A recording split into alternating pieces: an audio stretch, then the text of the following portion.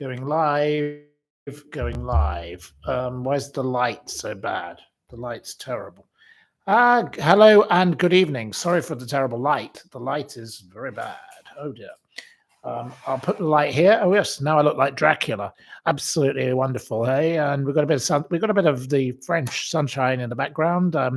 Nobody seems to be here yet, anyway, so it doesn't really matter. I'm just going to figure out where I point the light because it's the disastrous thing. This light. Hello to Keely. Good evening to Keely. Welcome, Keely. Thank you for joining us. You're the first person here, and you're the only person here other than me, as far as I can see.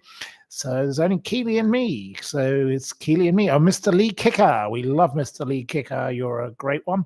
Spooky Boo. Hello to you. Hello to you too. Right. Well, we have lots of lovely people always, as always. You know, that's how things work on our channel. We have good people. And Patricia and Tarot with Fran Clips. That's an interesting name. I don't know what your name signifies, but that's a curious thing.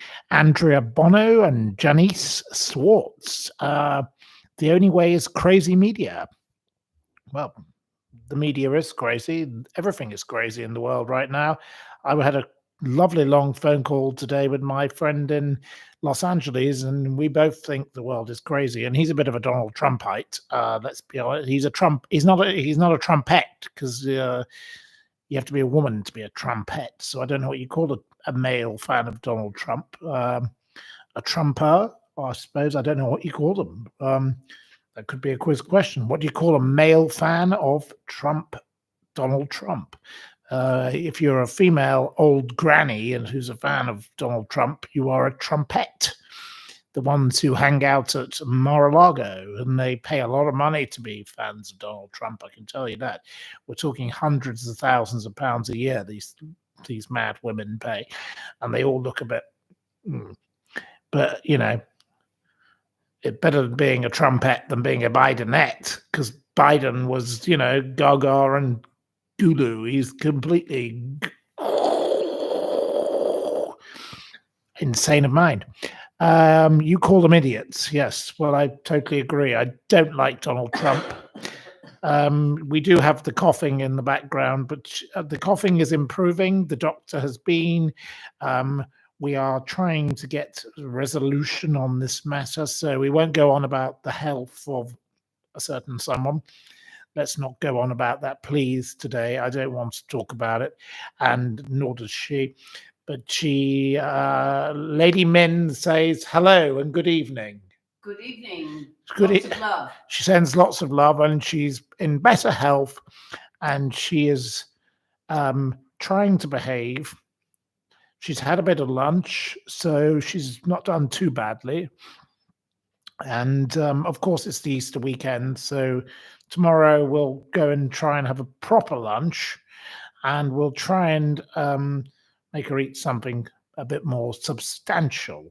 But we have to wait till Monday for the next stage of the doctors, so we can't do anything till Monday because France is basically a country where zilch, zero, nout, nothing happens ever. If you want something to happen, you have to wait. That's all that happens. And on Monday, we're going to a meeting. We're going to the local general association, and we're going to be part of the local meeting. It begins at 7:30 in the morning. How utterly ridiculous. Have you ever heard of any nonsense, you know, AGM of a board of a company starting at 7 a.m.? Normally, the board meeting of a company starts at, say, 10:30, and then we obviously have gin and tonics at 12 noon, and then we have lunch at 1 p.m. That's how normal business is conducted in Britain. But no, in France, they start at 7:30 on the meeting. You have to be there at 7:30, and we're going to have to be there. So we're going to have to get up very early, and I don't know whether this is going to be possible, but we're going to give it a go. And I just think we'll give it a go because I think half the things in the manifesto we need to go and contest. So we're going to go and contest, and we're going to stand up and ask questions because I've already made a few notes, so there we go. We're going to be a bit of a troublemaker on this occasion, but the chief of the municipality is a man we like. We just don't like the some of the others candidates. They are just absolutely awful. They've got very odd names for a start, but we won't go there tonight. We'll tell you about that once we've been through it. So that's not a story for today. Right. Well, there's 70 of you already here, and I've only just started, and we're very early in the program. So wait for a few more of you. Any questions for me? Any questions? Let's have a few questions. My quiz, I can't remember which quiz. I think I did the quiz last night about. Yes, I don't think that quiz is relevant because it's. I've got 3 or 4 quizzes that I can't remember if we've done before. So hopefully one of these quizzes will not be one that's a new quiz.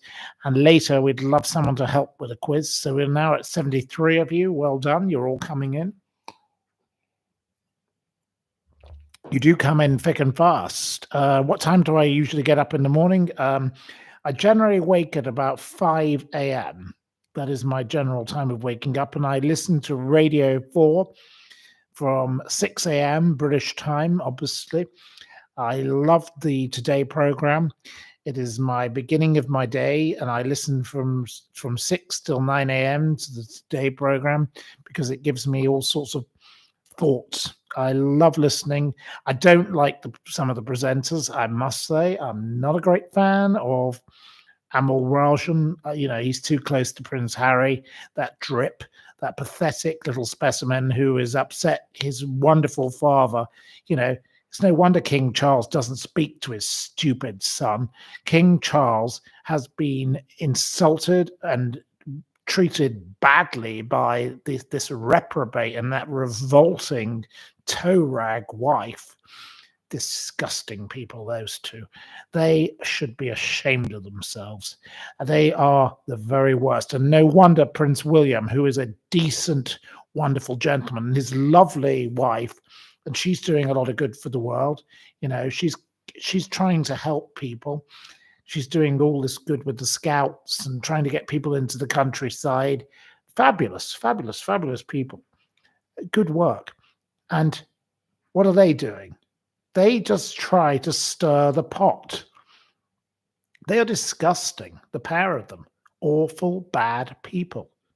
What is a toe rag? A toe rag is a bad person. It's a bad person. That's the definition, Williams.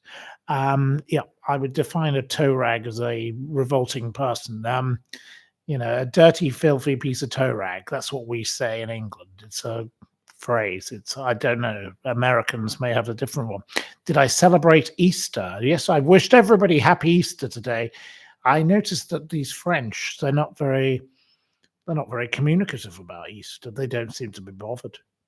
We bought the children in the local restaurant, the children of the owners. We bought them some chocolates, and I said Happy Easter, and they looked at me as if I was kind of mad. No interest in Easter here. No, maybe they're just not religious, these particular folk. But I'm not religious myself, but I think Easter is something that we can all celebrate. And, I think, I rang my, godmother today and I spoke with her. She's a very elderly lady. Had a good conversation. I rang my mother. My mother's busy with goats in Cyprus, and my sister also. And my godmother, we spoke about Easter, and she's busy with her cat. Everyone seems to be busy with animals, let's be honest. But it was all very pleasant. We've had a lovely, pleasant day. And the doctor's been here, and we've had a nice time with the doctor because he's a nice gentleman, and he's been very helpful. So that was wonderful. And hello to Nicola. I hope you're in good health, Nicola, because you're a lovely lady, and I hope you're on the road to recovery, my dear friend. Nicola, we want you to get better, so please make sure your health is good. And I hope the Royal Marsden has been very good to you, and I hope you've got to see our friend Sean. Shauna Taylor, and you're a fabulous lady, Nicola, and just hope you're on the road to recovery. And I think you're doing very well from the pictures I see. So, your hair is coming back and everything's looking good. And well done to you, Nicola, because you are an inspiration, my dear. Absolutely a lovely lady, and keep fighting. You're a brilliant lady, and you've got a lot more to contribute to the world. So keep going, keep being brilliant, keep being you. Fabulous lady, Nicola. So a big shout out to Nicola. We love Nicola. Okay. Right. Any questions? Any questions? Okay. Good morning to all from California.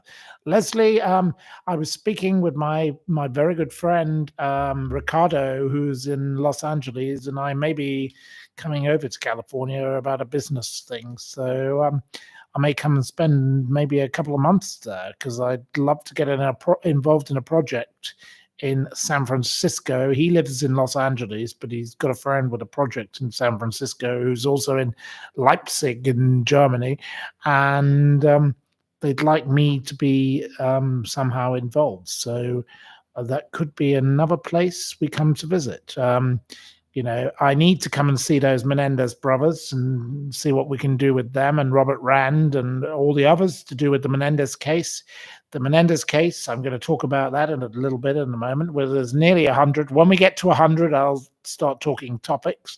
We're at 91 of you now, so the people are coming in. Yep. But I'd love to come to California. I think California is one of the best places in the world. I loved my time there. I used to spend 3 months a year there, and I had an absolutely fabulous time in San Francisco. I've driven the Route 1, 101 and all that. What was it called? 101 or 1? Route 1? I can't remember. What was Route 101 or 1? Anyway, I've driven that in a beautiful car. I've had fabulous times in the Napa Valley, the wine region, Tiburon, in the beautiful forests, the Muir Woods, the English pub that they brought from Surrey in the forest. I love that. And on that beach, the Muir Beach thing. Oh, I love it there. And the wine train and everything else. Absolutely the most gorgeous place, and such fabulous hosts. I got to spend time in Woodside with a fascinating family. A man whose family created the birth control pill happened to be married. I didn't know at the time, to Ghislaine Maxwell's sister. I didn't realize that this woman was Ghislaine's sister, but they're not married anymore. He got rid of her. Well done him. Dale Gerassi, an absolutely wonderful, inspirational man who had a artistic community in the woods, and I spent a bit of time up there with him, and I went out sailing with all these others on their yachts, and I loved being in San Francisco. San Francisco, they're so welcoming. And the weird thing is, where I am right now, the French and San Francisco go together so well. The French community in San Francisco is huge. The Asians and the French are the main influence in that city. So there's a lot of French connections. So I used to spend a lot of time at the French ambassador's house, or French consulate, or whatever you want to call it. San Francisco is a very cosmopolitan place. It has wonderful food. The French Laundry, that's one of my favorite restaurants. I don't have favorites, but I was very lucky to go to. It's ridiculously expensive, but at the time I was paid a ridiculous salary, so I could afford it. So I wanted to go to this place, and I love good food, and what a fine place that is, the French Laundry. If you ever get chance, go to the French Laundry. It is one of the best. Watch the programs on Netflix about all these restaurants, I can't remember the name of the presenter, but um, the French Laundry. Oh, you'll be blown away. It's like going to heaven. This food, you will never forget the experience. I'm very, very lucky to have dined in some very, very amazing restaurants, but the French Laundry, that's the top. That's number one for me. I won't ever forget that. So I had a lucky time there, and I used to go up to Tiburon and all the other places. So no, looking forward to spending some time up there, maybe to do a business project with somebody, because they've asked me if I will perhaps consult and help them. So that'd be a good thing. So anyway, there we are. Yes, San Francisco is a European style city. Yes, it has gone downhill in recent years because of all the problems it's had. But my friend Justin Fishelson, who's a wonderful man who was on that program called Million Dollar Listing, he was in London at PJ's with me in December, and he said to me, it's not as bad as people are making out, because, everything's going on about how bad it is. Everyone likes to talk everything down. Why don't we start trying to talk things up? Let's be a bit more positive. Because, my friend today said, oh, I see England is so bad because of this, um, Keir Starmer. And I said, yeah, it is. It's awful. I hate Keir Starmer, the farmer harmer. He's a dreadful, wicked man. And Rachel Reeves, Queen of Thieves, and Angela Rayner, the raving ranter. We don't need these horrible people like them, and we don't have an opposition. And I said, and he said, well, in America, we've got the problem of Donald Trump, but he said Donald Trump is better than Biden. I said, well, I totally agree. Biden was a complete creep. He was deranged. He was cuckoo, mental. He was senile. That man was a menace. At least Donald Trump is trying to change things. I am not a Donald Trump fan, and you know this, readers, viewers. I am not a huge Donald Trump fan, but I'm saying, and I think he could be a bit cuckoo as well. But he's better than what we've got in England. In England, we've got this crazy. These French tell me they can't stand their leader. No one in here, and not one person I speak to here likes their ruling classes. We are in a situation in the world at the moment of turmoil. And we've got this Zelensky man who's, well, frankly, he's a bit of a leech. And we've got Putin, who's deranged and demented and it should be sectioned. We need some sanity. We need a new Margaret Thatcher. That's what we need in our world. Wouldn't you agree? No, she's gone to sleep, so we won't be getting an opinion from her on that matter. Anyway, right. What are my thoughts on who? Janet Jackson. Why would I be having thoughts about Janet Jackson? I don't understand why the question. What is the context of the question? I don't know. Okay.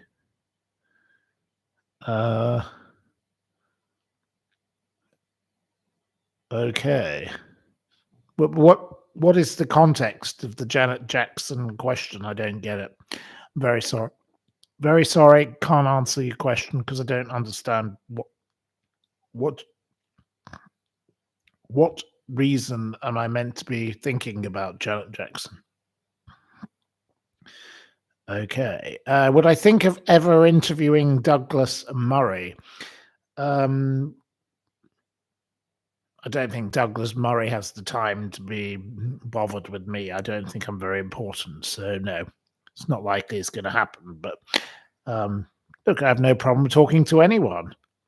Diane Abbott certainly wouldn't talk to me, and Owen Jones certainly wouldn't talk to me. And I can tell you that probably India Willoughby wouldn't talk to me. We'll come to her in a moment when we talk about the lovely J.K. Rowling, who's doing very well, causing a bit of havoc. Janet Jackson is the best. Okay. Okay. Right. Owen Jones is a bell end. Yes, I totally agree with you there. He's a complete creep. Don't like him. No, thank you, ever. What's my thoughts on Edna Everage? You mean Dame Edna?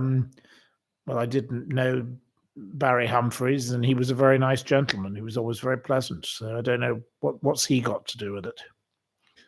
Not sure why these questions. If you want to ask me a question of this type, these random questions, please ask the question with some context behind the question, because that might be useful, because I can't really answer your question. I don't know why we're talking about this person today, because the person's dead for a start. So it's a bit random. Stevie D thought Edna was the best. Well, I liked Edna myself, but what did I eat in the French Laundry? Oh, it was a long time ago, but I'll tell you all about that another day. We'll go there. Well, I'll go back and find the menu because I've got it somewhere. Right. The only way is crazy media. You are funny. Okay. Well, probably funny in the head. You're probably thinking, most of you probably think I'm a complete nutcase, but never mind. It doesn't matter. Right. Right. Do I think the Mavericks should have traded Luca? I'm not sure who the Mavericks are, and I don't know who Luca is. So I'm very sorry. I can't answer your question because I don't know what you're talking about, as far as I'm aware. Peter Kay is in Glasgow tomorrow night. Well, that's very nice for Peter Kay. I hope he's having a lovely time. Glasgow, I have been to once. My sister did go to university there. She had a very nice time there, I believe. And, you know, it's the city of all those wonderful artists. And, you know, lots of things have gone on in Glasgow and, you know, fried Mars bars and all that. And, yeah, Glasgow. I'm trying to remember the artist's name. I've forgotten. Anyway, it escapes me for the moment. You could listen to me all night. You love my program. That's very kind of you to say. That's very, very, very kind. It has those similar hilly streets to San Francisco. It also has all that sort of Art Deco movement. I can't remember the name of the artist. I wish I could, because I'm trying to think of it right now. But Rennie McIntosh, yes, the wonderful Rennie McIntosh. And I went to look at all the Rennie McIntosh stuff in Glasgow when I was last there. Yes, Glasgow is that. And what do I think about the Supreme Court ruling? Well, I'm going to come to that in a moment. There's 133 of you. Right. You could I listened to you in bed. Okay. Gosh, that's a little bit provocative. But anyway, I'm glad I keep you happy whilst you're in bed. But there we go. Just trying to be myself and I can't change my voice, can I? My voice is my voice. It's no different to anyone else. And yes. Right. Okay, right. Okay, so, well, maybe now there's over 100, well over 100 of you here. It's time to talk about a topic. So I think our first topic for the evening has to be J.K. Rowling and the victory against this transgender nonsense.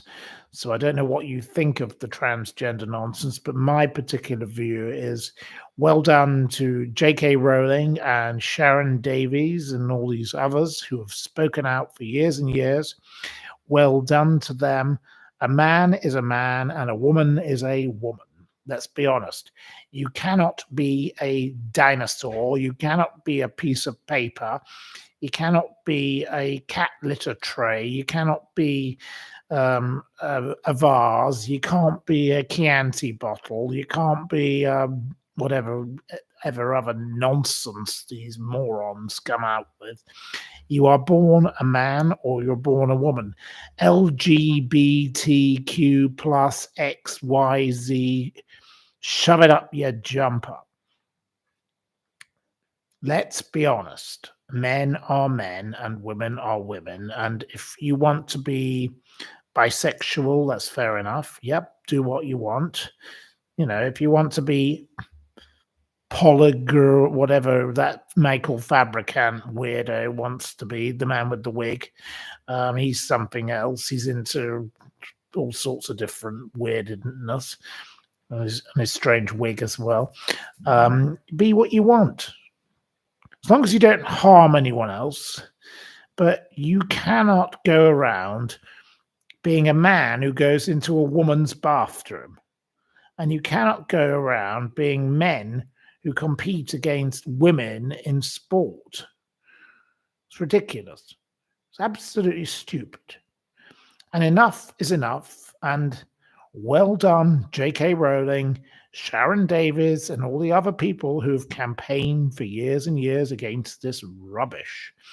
It's a load of rubbish. I'm going to be attacked, I realize, because I will now be called bigoted and nasty and horrible and mean to the LGBTQ plus XYZ and whatever they do on a jumper. There is no need for these people to behave in this fashion. I would say let's the transgender people, if that's what they want to call themselves, let them have their own little competitions. If they want to compete, why can't we have transgender versus transgender? We don't need to have. We can have male, female, and transgender. Let them have their own thing if that's what they really want. Let them have their own competition. I'm not trying to be bigoted against them. If you want to identify, which is a load of rubbish anyway, in my view, but if you want to do that and you are claiming that's what you are, like I met the dragon in Broadstairs, and she said, I identify as a dragon. Well, she caught me out because she was clever. I wouldn't say this woman was stupid. She wasn't a woman. Ooh, first mistake. Ooh. My fault. I got it wrong. She wasn't a woman. This thing with purple hair, the thing, I think we have to identify it as a thing first, told me she identified it. Sorry, again, mea culpa twice. It identified as a dragon. So I said, well, if you're a dragon, are you a male or a female dragon? It responded, dragons are mythical, so therefore I can be whatever I want to be. So in that case, this thing had a point. But seriously, do you really believe that people should be allowed to go around spewing out this kind of Barry bullshit? It's a complete load of rot. I am a dragon. I'm a piece of paper. I'm a cat litter tray. I'm a Chianti bottle. I'm a box of TikToks. You could be Tic Tacs. You could be anything. Honestly, what a load of old hooch. These people are gaga. Absolutely wrong. I should have asked it to lay an egg. Yes, perhaps I should. You could have got a Cadbury's cream egg. Yes. Yes. Neutral lavatories. I don't use the word, the other word you mentioned, but there we are. Lavatories. Yes. Neutral. Gender neutral. Well, it's going to be very hard for these silly fools to be able to go wherever they want now, isn't it?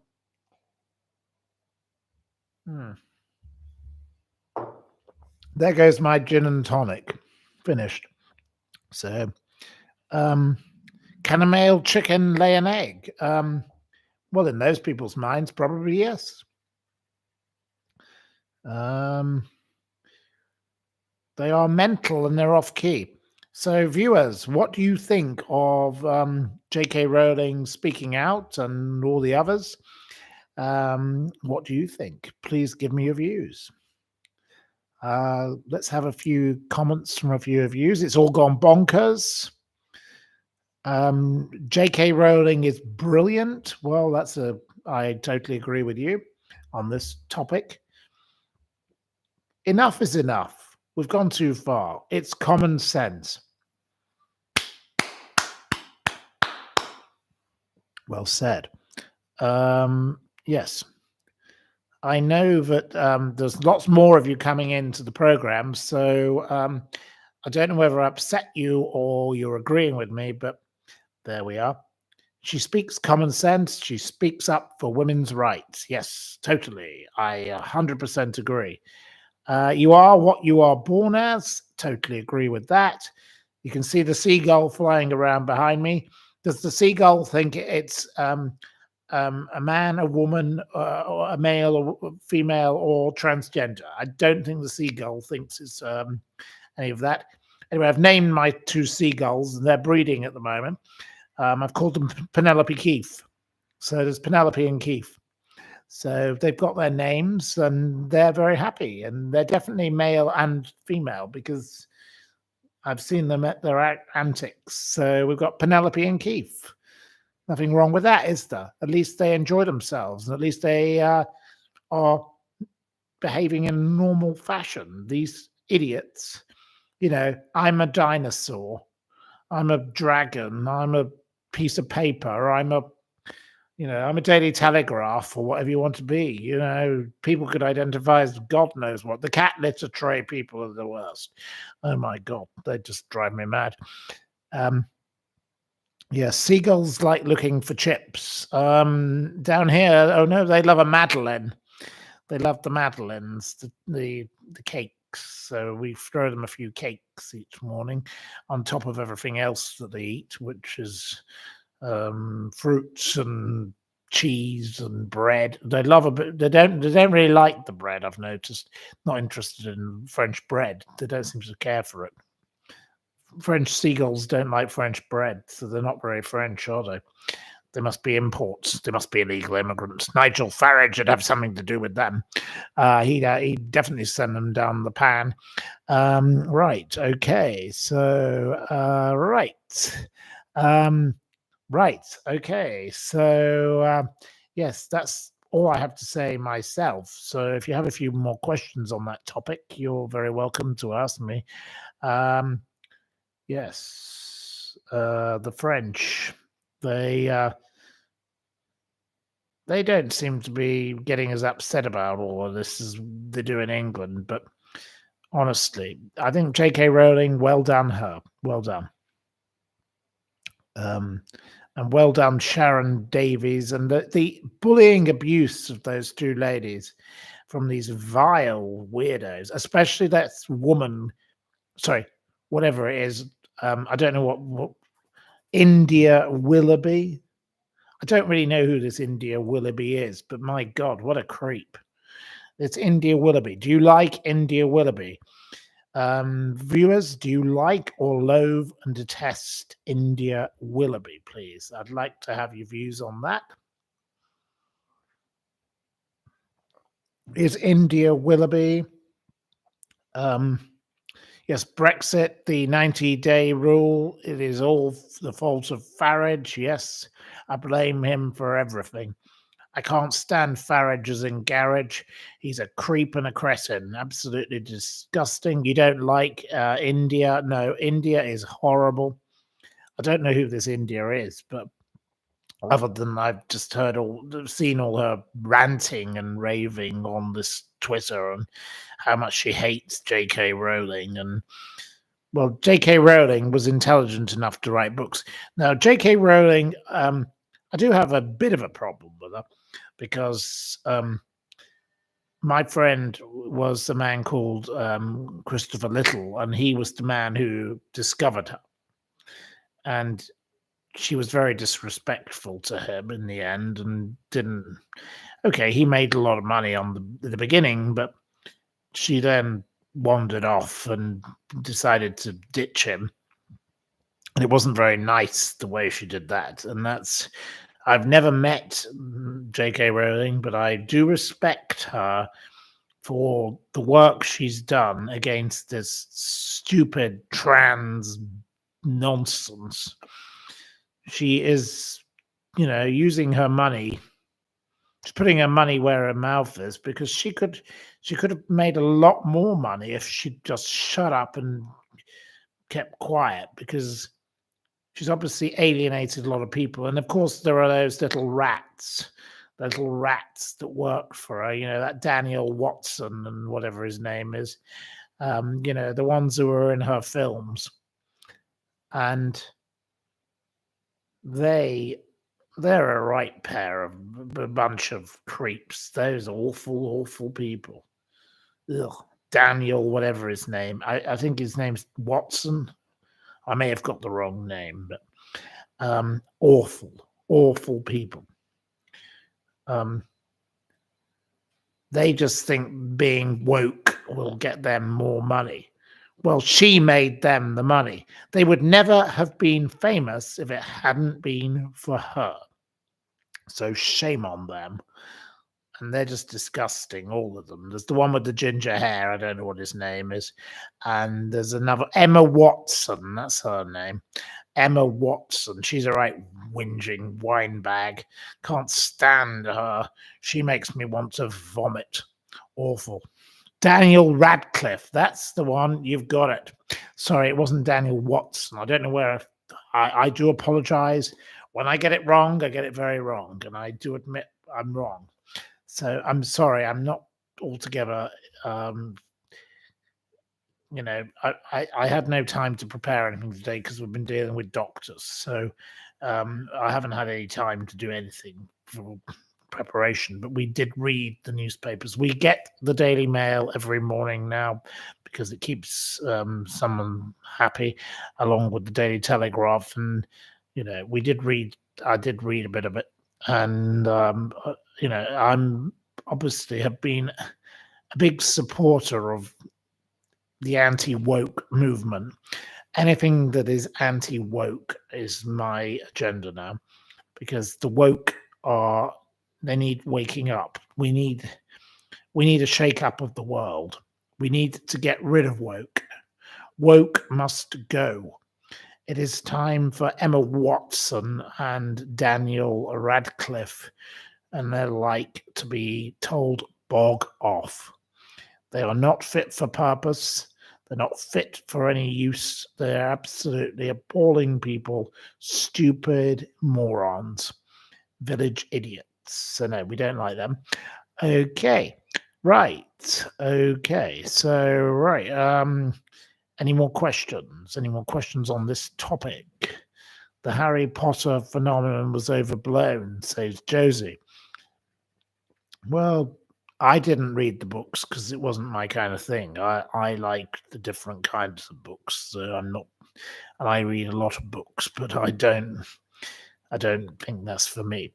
But I think it's an amazing success to make children read, and I think J.K. Rowling, and the Queen, Camilla, have done so much to encourage people to read, and that is a necessary thing in the world. My father, who's a wonderful gentleman, he loves reading as well, and he reads all the time.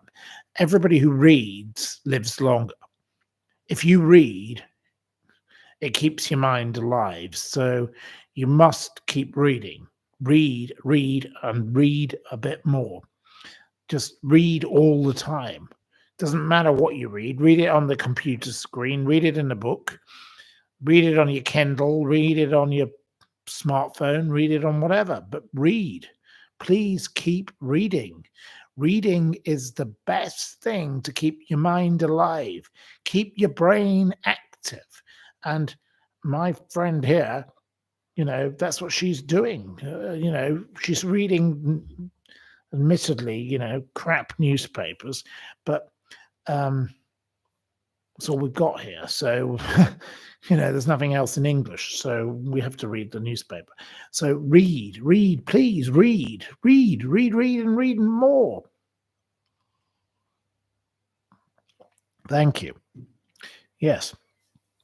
May we listen to books? Yes. Audio books. Well, do it that way.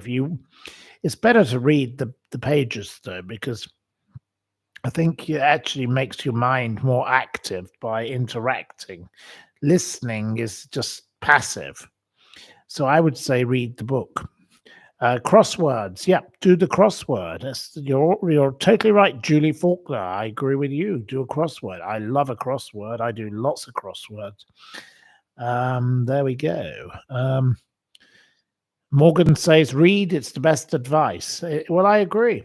Totally agree with you. I've already advocated that. Right. Okay. So you can't do crosswords because it's all about sports and TV. Can you do my quiz? Can you do my quiz? My quiz is not all about those things. But I've got to work out which quiz to give you this evening because I've got all the pages mixed up. So I've got to find one that I haven't given you before. I'm too sporty. Oh, well, I'm not really. No, I'm only interested in horse racing, really. I do put in questions about football and cricket and things, but I'm not interested in them at all. There we are. So, right. Any more questions? There's 160 of you here, so we're doing very well. What do I think about Sudoku? My lovely godmother, Barbara Minto, who I spoke to this morning, her agent, who died sadly, Peter, he was the agent for Sudoku. He owned the rights to Sudoku. He owned the rights to all the cartoons like Peanuts and things like that. And he made a fortune from Sudoku. I never understood it because it was not something I was interested in. But I like quizzes. I do like a quiz. So here's a few of my quizzes. A few quizzes. These are the ones I think I haven't given you. I know that one of these ones was the one I gave you last night. I did start writing one last night, this morning, but then we had all the issues with the doctors, so I haven't managed to finish a new one. But so I've got all these old ones that I may have used, but we can try them out again. So we'll try one of those. I'm not sure which one, but we're going to do a quiz book. So there we go. Right. So look, it's getting darker outside. The palm tree is the only thing in the background. So I don't know what noise is coming from the front, but there we are. So hopefully it won't disturb us.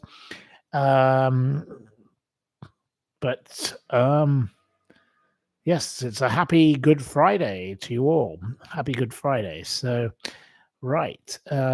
Yes. So what was I going to, what other thing was I going to talk about? I can't remember. I've utterly forgotten. I was too focused on J.K. Rowling and her brilliance. Well done to her. Ghislaine Maxwell is trying to appeal. It's a stupid idea. She's a total pest. She needs to put a sock in it. I believe that she's been exposed again. This is a new topic. Ghislaine has been exposed by one of these American bloggers because she has been behaving very disgustingly in prison. She refuses to get dressed properly. She has body odor problems. She's filthy. She's dirty. She's a complete mess. and she's getting worse. So there's something wrong with Ghislaine. Ghislaine is of the mind, unhinged. We always knew that anyway. But she won't wash her bed sheets. She doesn't clean up. I think Ghislaine is getting out of control. She wants an appeal, but the state she's in, I don't know how much longer she'll last because she's deranged. And I don't think Mr. Trump wants her around either. So let's be honest there. Not suggesting he's responsible for anything. She is responsible for everything she does. She's mentally unhinged. She's totally deranged. She's out of control. So, my story, I have been working on the story of Ghislaine Maxwell now since, well, it's over 6 years. And I didn't think I would come to the end of my book, but I think the end of my book's coming soon. I really do. So my book may come out on her soon because I don't think there's much longer for her. Let's be honest. It's time for Ghislaine to open her mouth and tell the truth. But I don't think she's going to do that. She's still trying to believe that everybody wants to help her. And that Bill Clinton, one of her lovers, will come and save her. Or Donald Trump will give her a pardon. The woman is delusional, deranged, and deluded.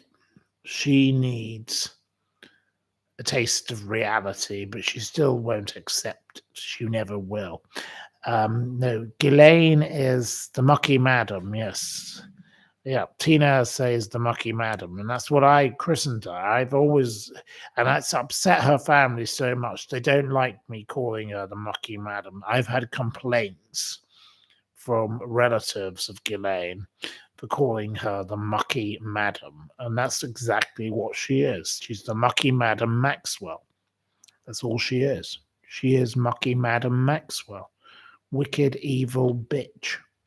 She is an appalling stain on humanity, and I was one of the last people ever to see her in England, and then she vanished to a place called Tucked Away. She's so arrogant that she buys a house called Tucked Away. Is she Gaga? Yeah, well, we know she is. Yeah, of course she's Gaga. So am I stupid even to ask you the question? Yep, I'm very stupid to even ask that question. No, I don't like mucky Madam Maxwell. I don't like her horrible brothers and sisters. They stole from pensioners. £500 million stolen from innocent pensioners. Shameful, disgusting, wrong, revolting, repugnant. As for Robert Maxwell, the bouncing Czech was his nickname because he was a Czechoslovakian at one point. God knows where he really came from because he was completely fake. Everything about him was fake. He had multiple names. He wasn't really called Robert Maxwell. He made that name up. He was disgusting, and he once shouted at me, and I didn't like it. So I won't be tolerating anything positive about him. There we go. What will be the title of my book on him? The title of the book about him is Ghislaine Maxwell, Follow the Money, the stolen 500 million. And it wasn't Jeffrey Epstein who was responsible for all these thefts of money. It was her and him. They used Epstein as a money funnel. Epstein was a taxi driver who became a teacher. He was a nobody. He was an absolute piece of rubbish. And he was used by them because he was clever, because he was a brilliant mathematician. Nobody doubts his brilliant mind, and ultimately he became very successful. But at the beginning, 1991, he was used by them. He met Robert Maxwell before he met Ghislaine. And then at the memorial lunch for Ghislaine's father, Robert, in 1992 in New York, who was placed between Betty, the wife, and Ghislaine? Jeffrey Epstein. Jeffrey Epstein, a man who came from nowhere, who ended up involved in this Leslie Wexner, Abigail's whatever, and Victoria's Secrets and all this. There we go. And he ends up in $100 million house. All this money that's floating around, that's vanished. And then we've got the trusts. Yep, I've got maps of the trusts. Thankfully, I didn't lose that notebook. I did lose a notebook the other day, and it's a very big problem to me because my notebook is missing. If anybody knows where my notebook is in the Guard for an A, I'd like to know where my notebook is. If any of you have found it, I have. It's a red notebook. It says MAGA on the front. It was a notebook and it's disappeared because when we were trying to deal with the car and the problem situation, as you can imagine, the book vanished. So if any one of you knows where my notebook is, it's got my phone number in it. It's got a reward offer. If you could bring back my notebook, it would be appreciated, but it's vanished. So we don't need to know that. Yes, there is a reward. If you want to bring back my notebook, please bring it back. Thank you. But I know it's not coming back. It's vanished because I've asked every single person because I know exactly where we were and, well, it's just vanished. I was speaking last to the local mayor there and it had to be put on the floor, so it never was seen again. So I don't know where it went. So very odd. Right. Okay. So yeah, that's Ghislaine.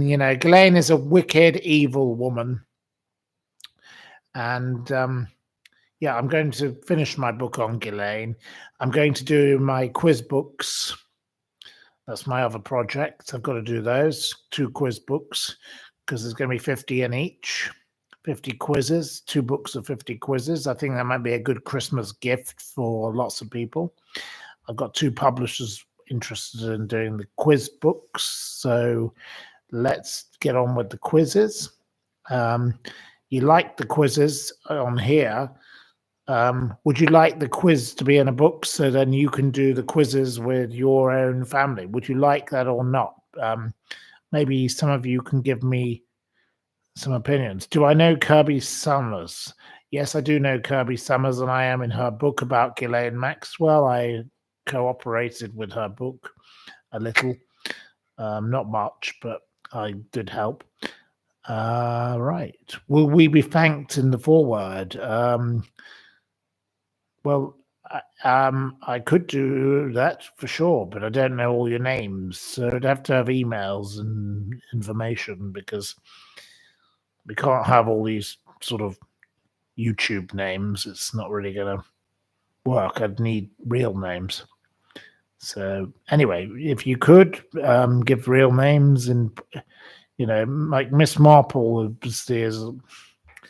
you're lovely as Miss Marple, but it's not your real name. So I'm not going to be writing, thank you, Miss Marple.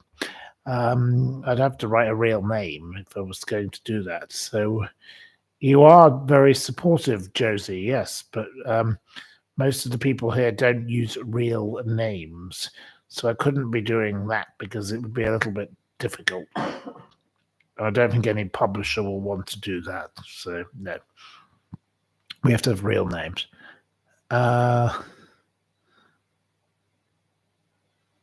Like the only way is Crazy Media says, I'm Chartel. Well, yeah, but we don't know what your surname is. It's lovely to have you here and you're fabulous, but No, we can't be having. I cannot be thanking people in a book with some kind of crazy name that isn't real name. So, sorry, no, not going to happen. But I think you're a very nice person and you're absolutely fabulous. But no, not going to be doing it.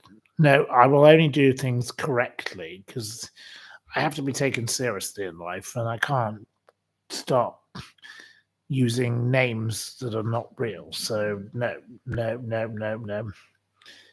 Right. There we are. So no, I don't think Miss Marple is my real name. Right.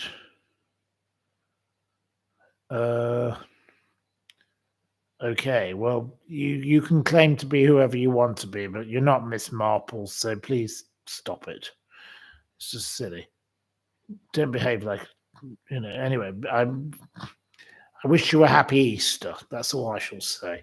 I'm not going to say any more about that. So, yep, okay. We're not going to be putting names of people in books when we don't know who they are.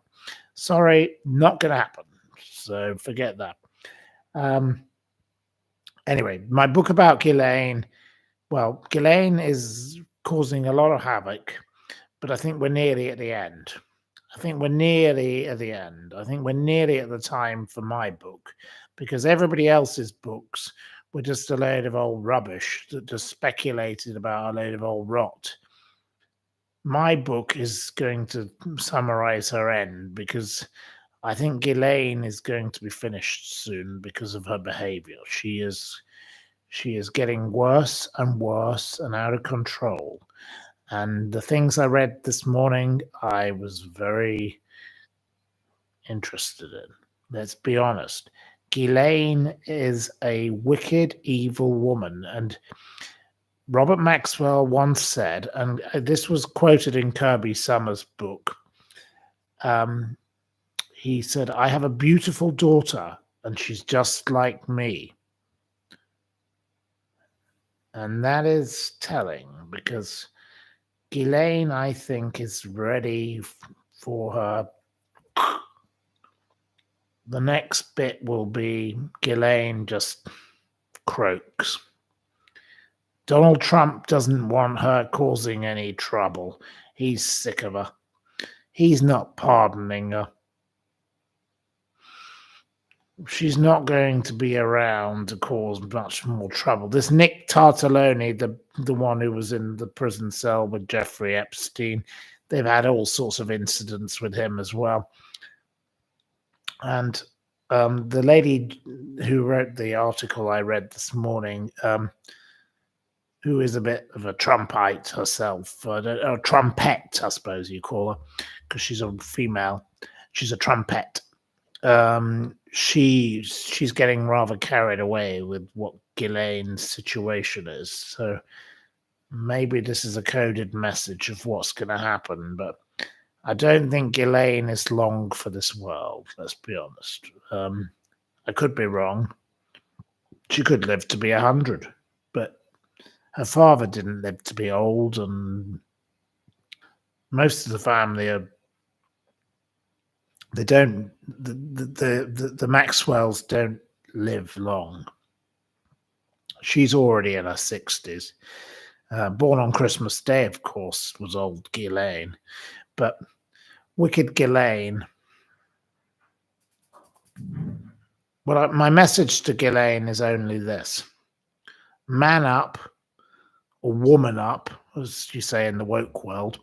Woman up, grow up, tell the truth. Who did you sex traffic your victims to, you nasty piece of evil bitch toe rag? Who did you harm? Who were the people you supplied to? Let's have all those awful men that you supplied those poor women to, that you are convicted as a criminal of sex trafficking to. Let's have their names. Let's have the names. What was your relationship with Clinton, Bill Clinton? because Bill Clinton was one of your closest associates. Let's know about what went on with Bill Clinton. Let's know what went on with all the people that went to the island. What about Woody Allen and all these others? Let's, Ghislaine, speak up. What about your friendship with that nasty little rat, Naomi Campbell, that awful, vile, disgusting woman? What about your friendship with Bernie Eccleston and Flavio Briatore and the pictures of all three of you on that yacht? What went on there? What went on with you and Prince Andrew? What I would not, you are the most wicked woman in the world, Ghislaine. I think you are disgusting. I think you're filth, and I've spent hundreds of hours researching you.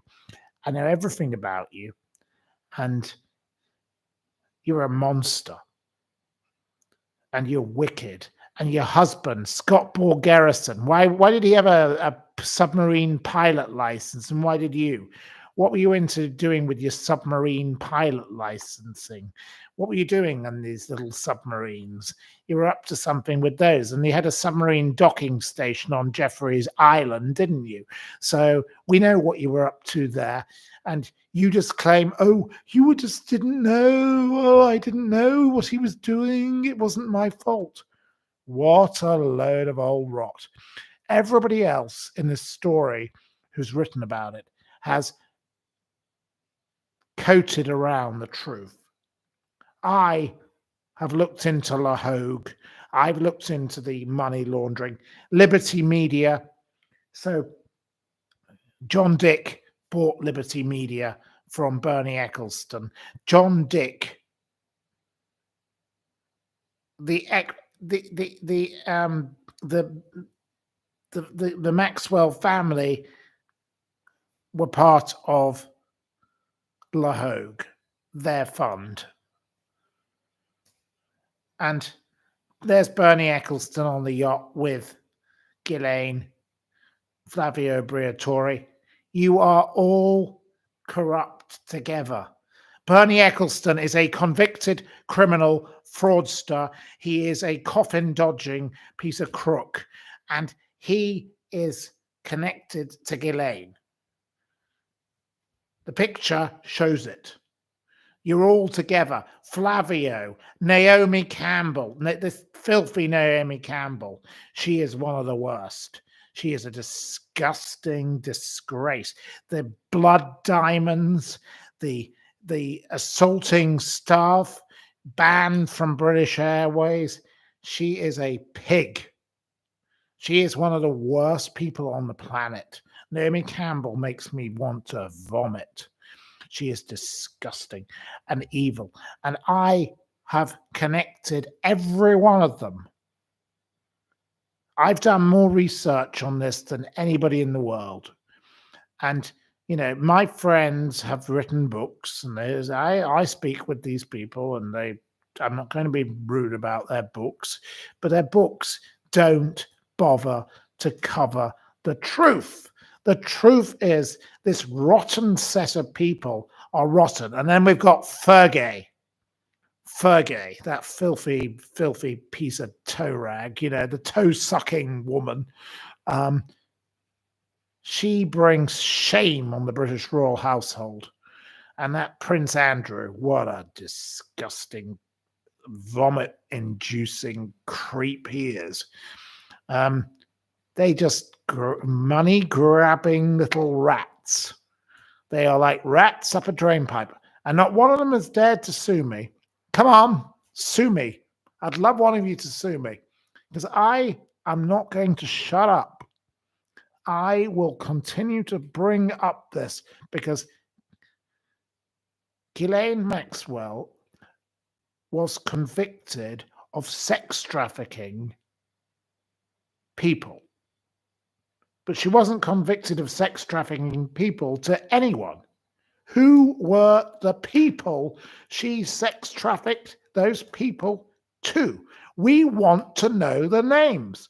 And people on Twitter are very good at this. X, or whatever it's now called.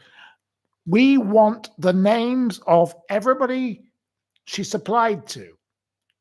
Now, we know that Clinton flew on the plane multiple times. We know that Donald Trump flew on the plane multiple times, but the Trumpites, the Trumpies, they don't. They get very angry and say, "Oh no, he didn't really. No, he didn't do it." But they all get angry and say Clinton, of course, was on it 27 times. The Clintons were definitely very, very, very close. But we all know what happens to anyone who upsets the Clintons. Look at what happened to all the lawyers that they upset. They're dead. Everybody who upsets the Clintons gets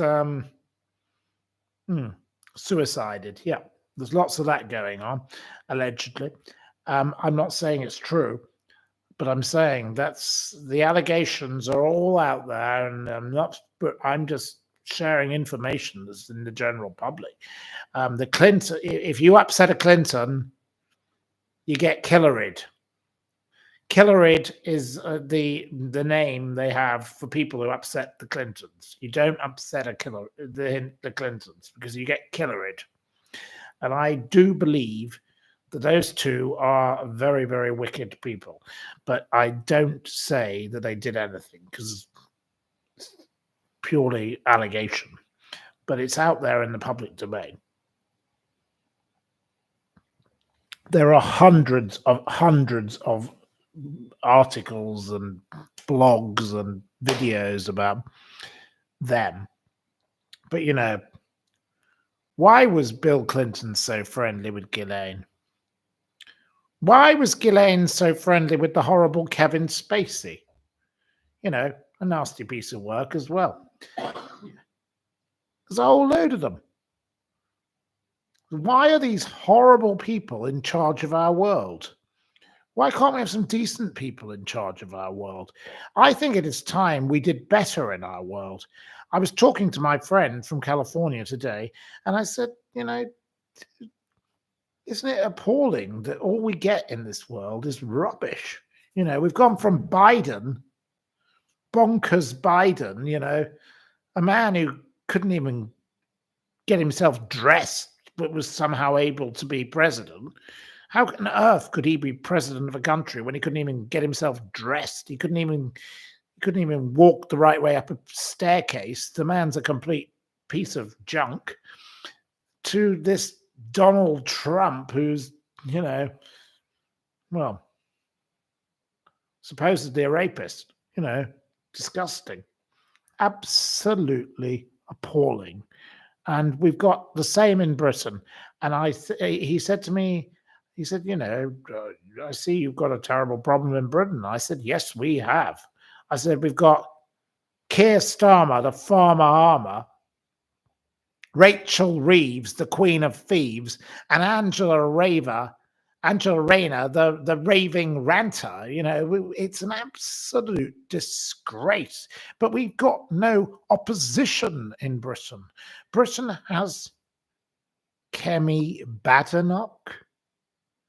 Bad, Mrs. Bad, and she is bad. She's awful. She's not a badass because she's definitely no use. She's a total waste of space.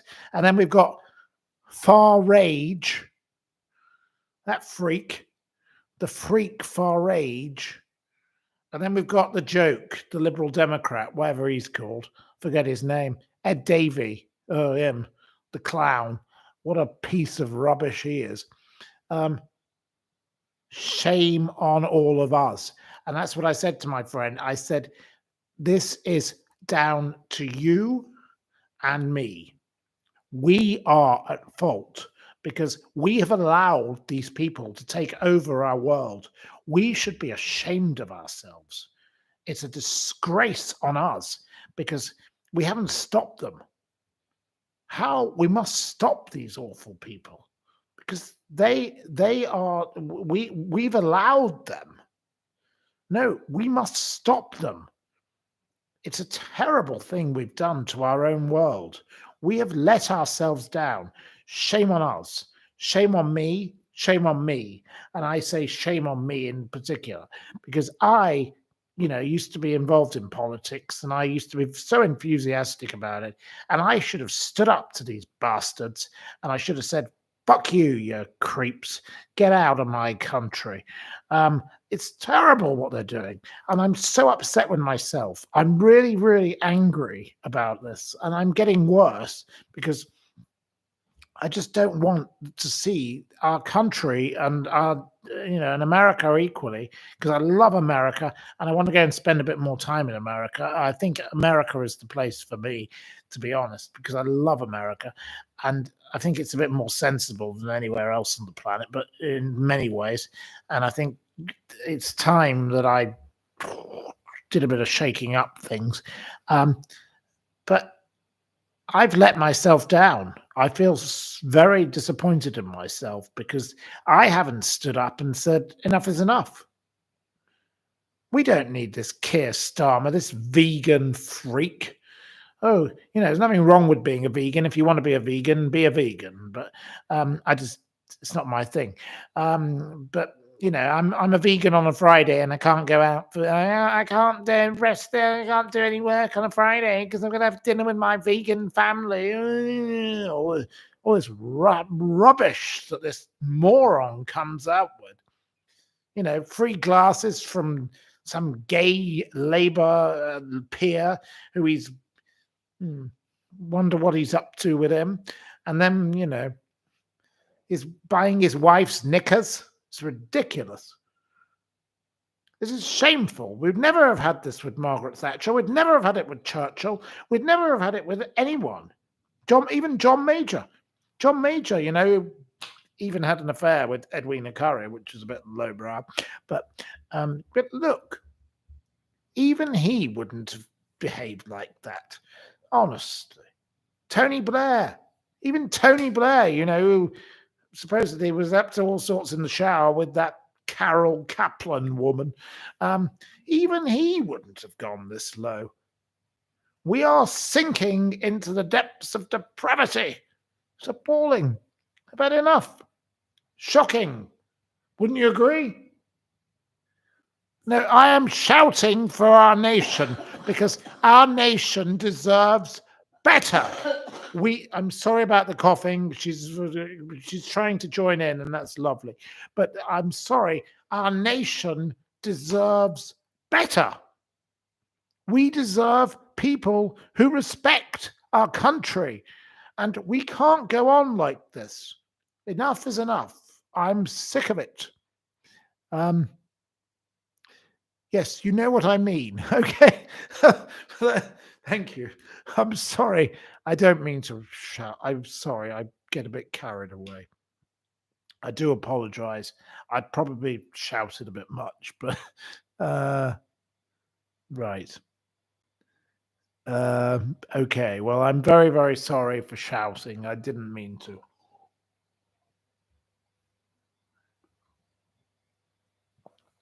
You want to vote for me? Well, I'm going to vote for a glass of Chianti now.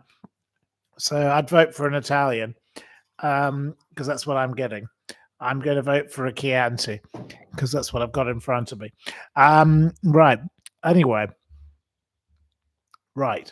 Okay. Well, no, but what I want to really add to my discussion is thank you for saying you are a true human and God bless you. That's very kind of you to say, but you don't need to say that. I just don't think it can go on like this. We have to unite in the world and do something positive to solve this problem, because Britain is falling apart. Britain is a revolting place. But what you don't understand, and I keep trying to explain this to everyone, no one ever listens, is if Keir Starmer goes, you don't get Rachel Reeves, Queen of Thieves, because she's going to get blamed. She's going to be thrown out. We get Angela Rayner. And I can tell you, raving Rayner is worse than any of them. We don't want her as Prime Minister. There will not be a general election. They don't have to have a general election. for 4 years. So we are stuck with that ghastly woman, and she is socialist through and through.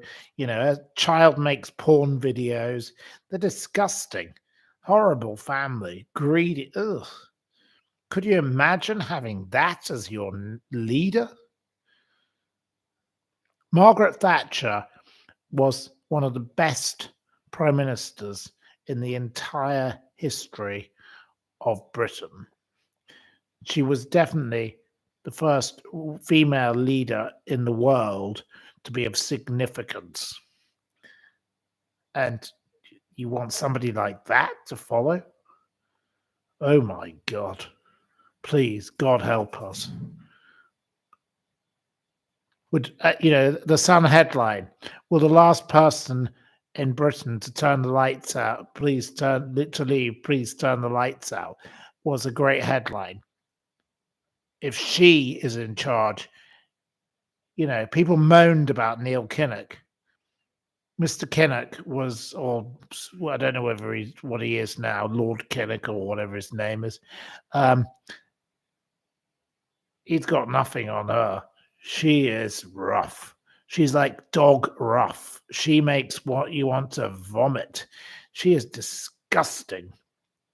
That horrible woman who goes around hanging around at Taylor Swift concerts and doing, her horrible son, or daughter or whatever it is, who does these dirty videos.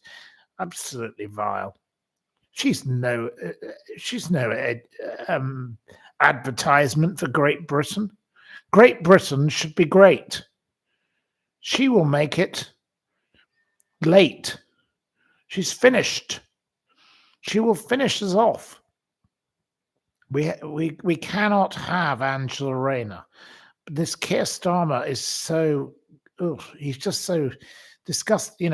Why doesn't he go back to his donkey sanctuary he bought for his mum and dad?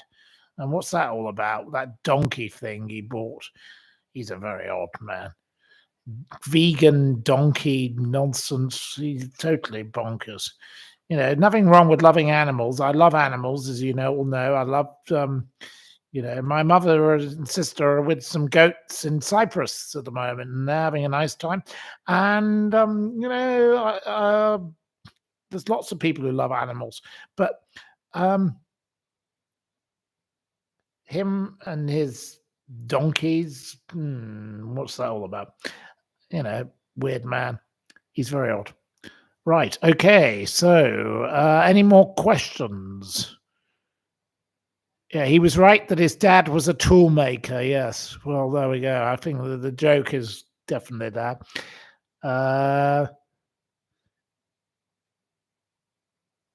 Right. Okay. Well, what's the status of the sloth? Well, please sign my petition. I need more of you to sign the petition. We're nearly at 500 for the sloth petition. It's a little bit slow. Come on, you were nearly there. We're about 15 off 500, and once it gets to 500, it probably gets promoted a bit more. So, please get a few more of you signing the petition. Sign the petition. Sign the petition for the sloth. That would be a good thing to do, wouldn't you agree? Lady Min is coughing in the background. Yes, I'm very sorry, Susie. Susie says hello to you. Hello, Susie. But she's not doing too badly. She's better than she was. She does have bronchitis, which has been confirmed today, and she does have other ailments, but we will be dealing with those on Monday, because obviously we're in France, and France does not do anything at the weekend on Easter. No. So we have to wait till then. And we have been speaking with the British consulate. So there we go. We've got everything on the go. So, we're very busy bees. We're very busy bees. We keep busy with everything. Right. Arnold Schwarzenegger eats pancakes with his donkeys. Well, that's nice of Arnold. I have met Arnie. He's a very nice man, the Governator.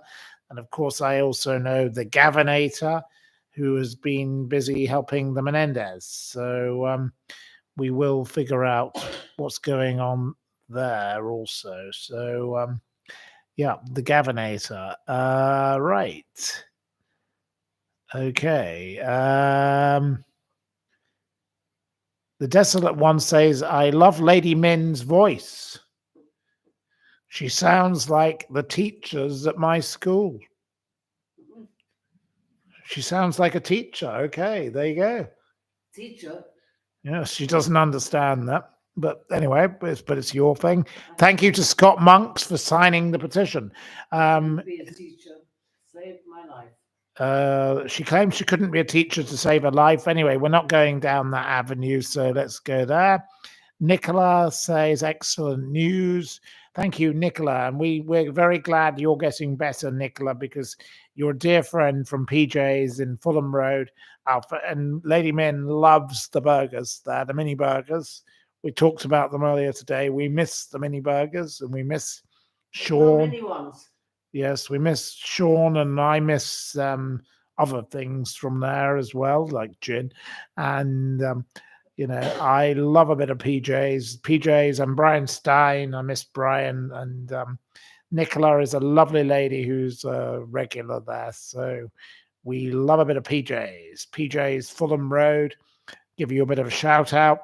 There are lots of other places I love in London, like Bellamy's and Daphne's and Giovanni, and I did love Mottcombs, but sadly Mottcombs has been closed down by the nasty disaster, whatever's happened to it. And I was on my phone to a wonderful lady today who was one of the best customers there, and it's awful to hear the Mottcombs is closed down because we miss that. We had lovely times there, and anyway, lots of lovely places down here in the south of France. So we loved the Caravel restaurant in Port Grimaud. I'll give them a shout out. Why not? Why not give them? Because they cook lovely food, don't they, every day? And we loved the Grimaudoirs restaurant across the road. Wonderfully run again, and fabulous food. And the Le Salin and the Le Petit Frenet in the Godfrenet and all sorts of other places. So no, I like to celebrate good places. So yep, I can always talk because there's lots of you listening. So if you're ever in any of those parts of the world, go to those places. Don't go to the other places. Go to the places I recommend, because I actually do find the best places. I'm very good at it.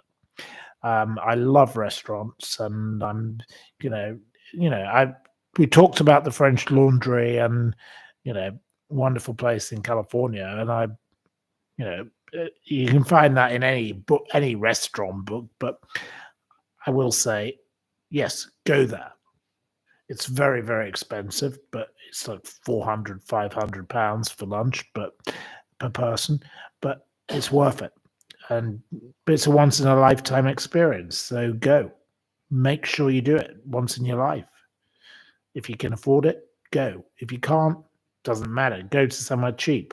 There's lots of cheap restaurants that are fabulous. I went to a bagel shop in Essex with my security guard when I had security, because I had my court, my whole weird thing with the stupid death threats. And I had the best bagel in my life, and it cost £2.40. And that was just as good to me as going to the French Laundry. But everything is about an experience. It's who you're with. It's how it happens. It's where you go. I love the River Cafe in London. Vastly expensive, but my mum loves going there. That's my mother's favourite place to go in London. And we go in the winter primarily because they have a set menu and it's a bit cheaper. Still not that cheap. But, I love to go to all sorts of places. I go to but it's company. It's the company you're in. Everything is about the company and the experience. So make sure you enjoy everything you do in life, because we're not. Bibendum we go. Bibendum. Oh, Min loves Bibendum, and that's a lovely restaurant. But we go downstairs. We don't go upstairs very often. I have been upstairs with other people, but Min loves the Bibendum downstairs, and the food is superb. It's not cheap, but it's not as expensive as upstairs. Upstairs is in the ether, but make sure whatever you do in life, you enjoy it. Please be happy, because we're all not here for that long, and there's so much misery in the world. It's time to be happy. Enjoy your life. Enjoy everything. Love everything.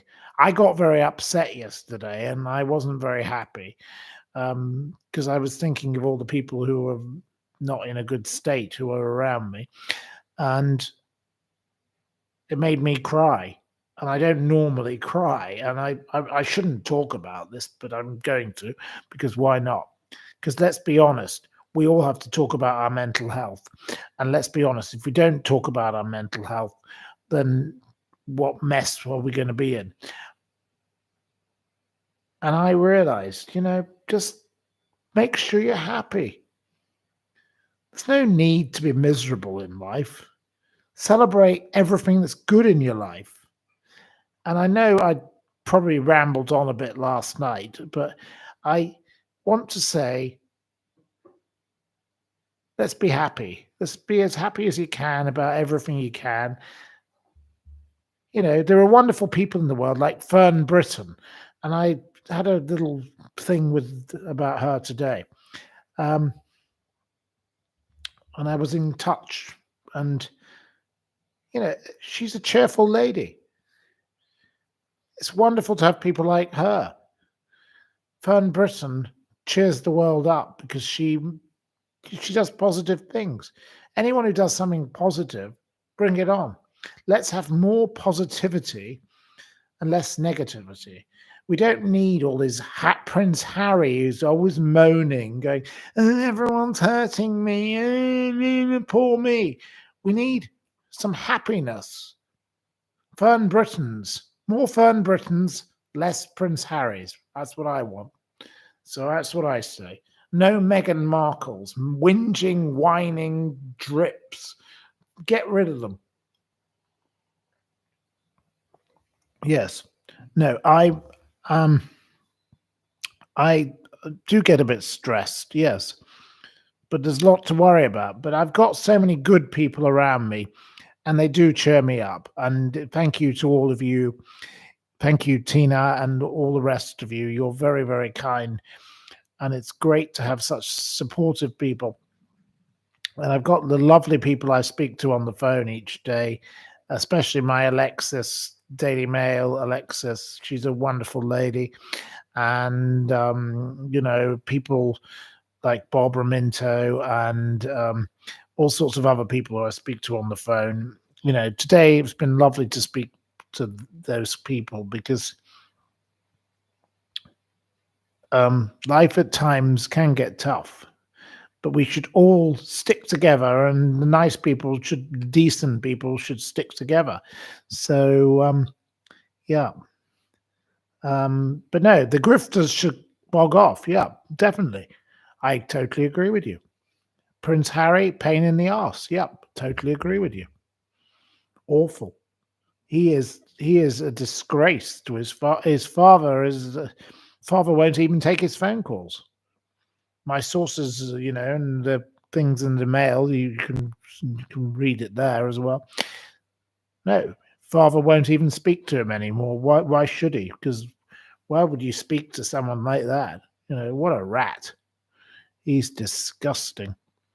Ken Dodd springs to mind, the song Happiness.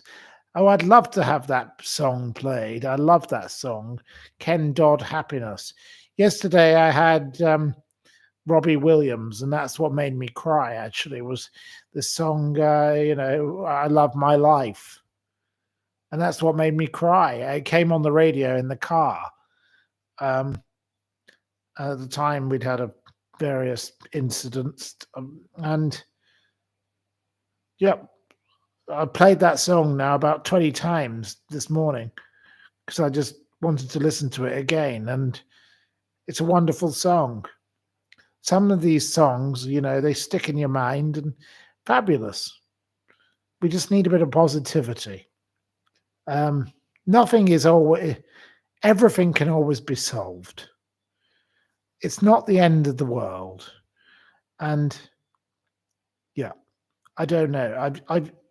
I keep going, but I get through these things. But we all have our dark moments. As Winston Churchill said, he had his dog day moments, and when it gets dark, it gets very dark, and some of these things that we have to put up with are not very pleasant, and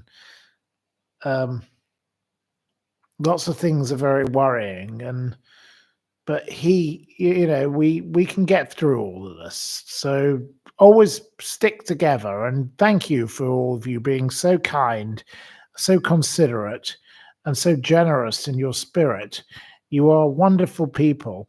Yeah, and a glass of whiskey. Yeah, well, I haven't got a glass of whiskey in front of me. I've got a glass of Chianti, so I'll say cheers to you. Cheers to you with a glass of Chianti.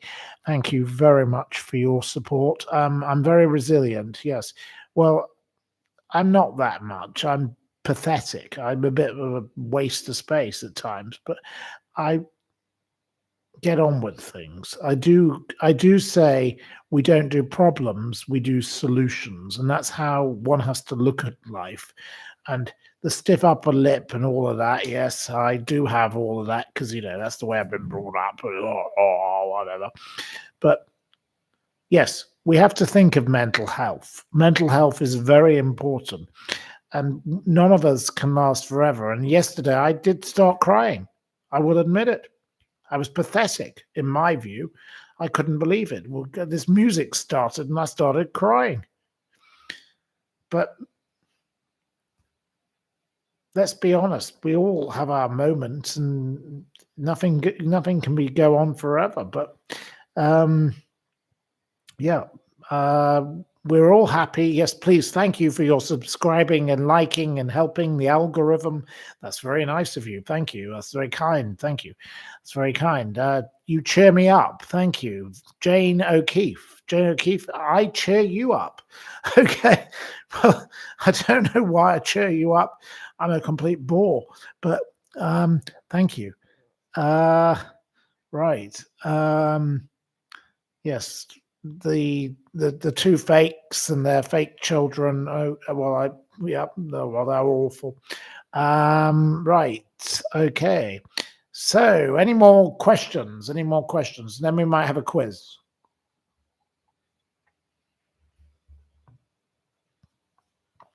You are not a bore. You also bring all of us together.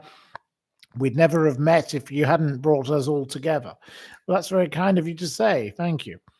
I never intended this to be anything. I didn't know. I don't know how this even began. I can't remember how it began or why it began, but I started doing these programs and people seemed to enjoy it. And I don't know why I had a quiz book, but I had a quiz book and I did a quiz. And then you all loved the quiz and you all started speaking with one another and you're all now friends. And I think this is so lovely and fantastic.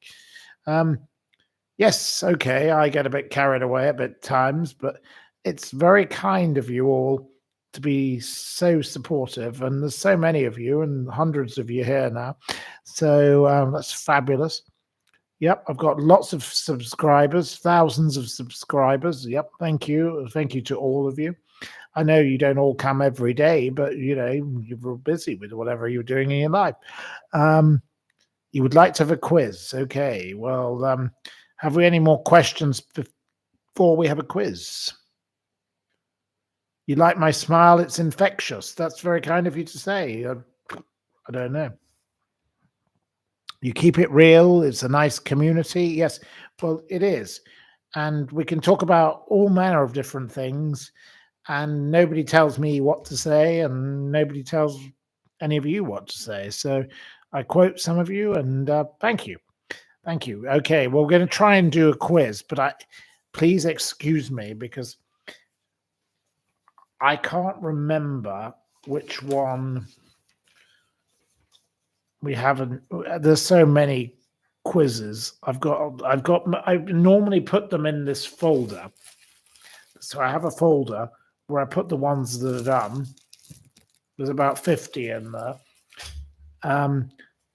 So we've got 3 of them here, and I did try and write a new one today, but because this doctor turned up, I didn't have time to finish the thing. So hopefully one of these is.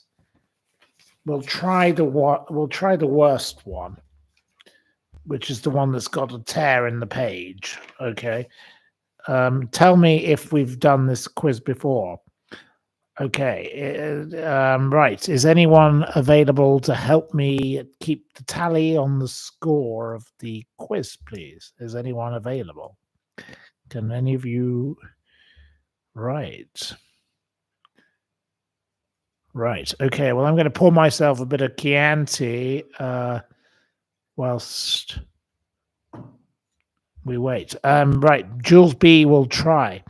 Okay, the first question in this quiz. Okay, it doesn't matter, even if it's the same old quiz.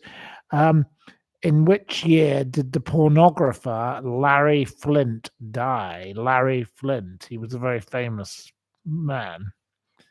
It wasn't 1099. No. Nope. Nope. Nope. Nope. It wasn't Margaret Thatcher. She was not a pornographer. No. And that's not a year either. Margaret Thatcher isn't a year. Nope. Nope. Nope. None of you are anywhere near. Nope. None of you are getting anywhere close.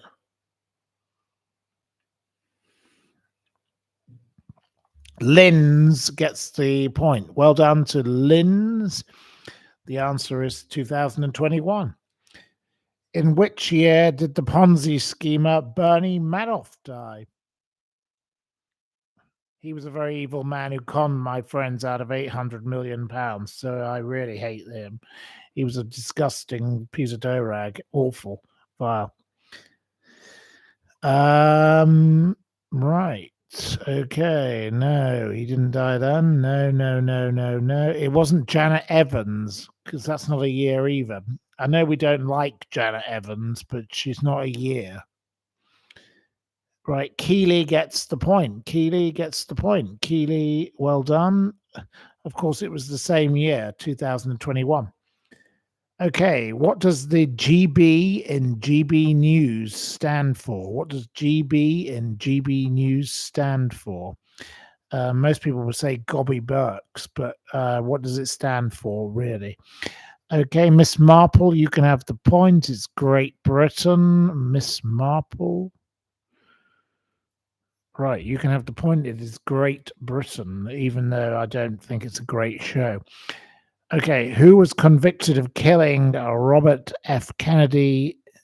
Who was convicted of killing Robert F. Kennedy? I've been on a program in 2021 about him. No, Robert F. Kennedy. Robert F. Kennedy. Leslie S. gets it with Sahan. Leslie S. You get a point. Sahan. I did a program with a man who was a conspiracy theorist about him because, of course, he walked into the kitchen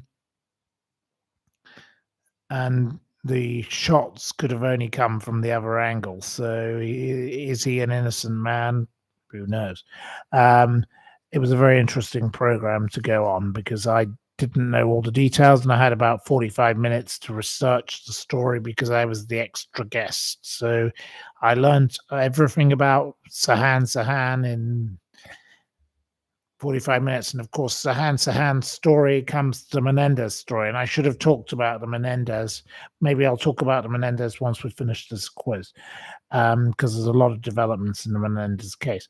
Okay, which publication is the brilliantly talented investigative journalist Nicola Tallant most associated with as of 2025? The brilliantly talented Nicola Tallant. Of course, I did a program with her about Ghislaine Maxwell. It's not the Spectator, it's not the Beano, it's not the Times, it's not the Sun, it's not Panorama. Nicola Tallant. No, Nicola Tallant. She's a fabulous journalist. She's one of the best. She infiltrated the IRA.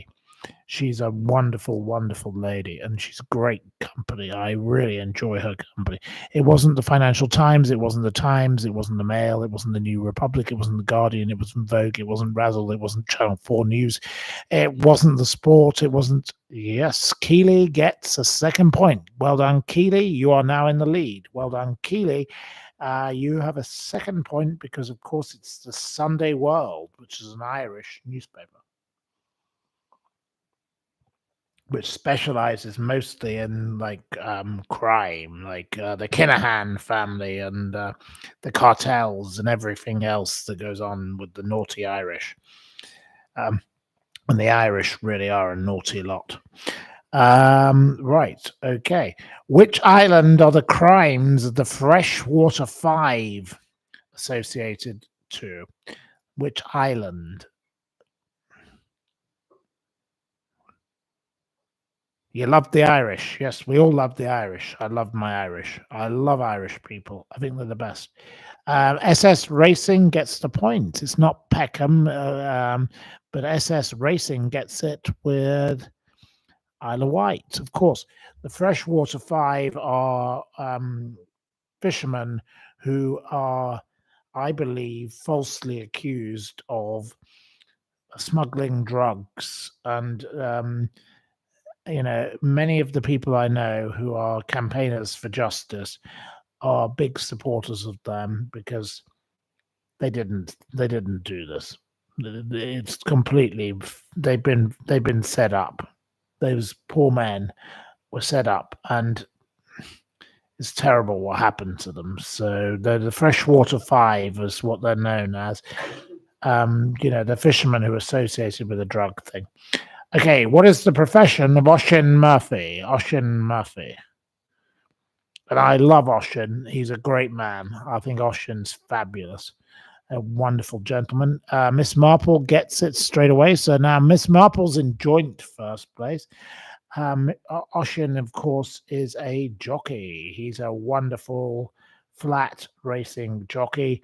He's also currently training to do a bit of dressage and a bit of jumping. He's fabulous.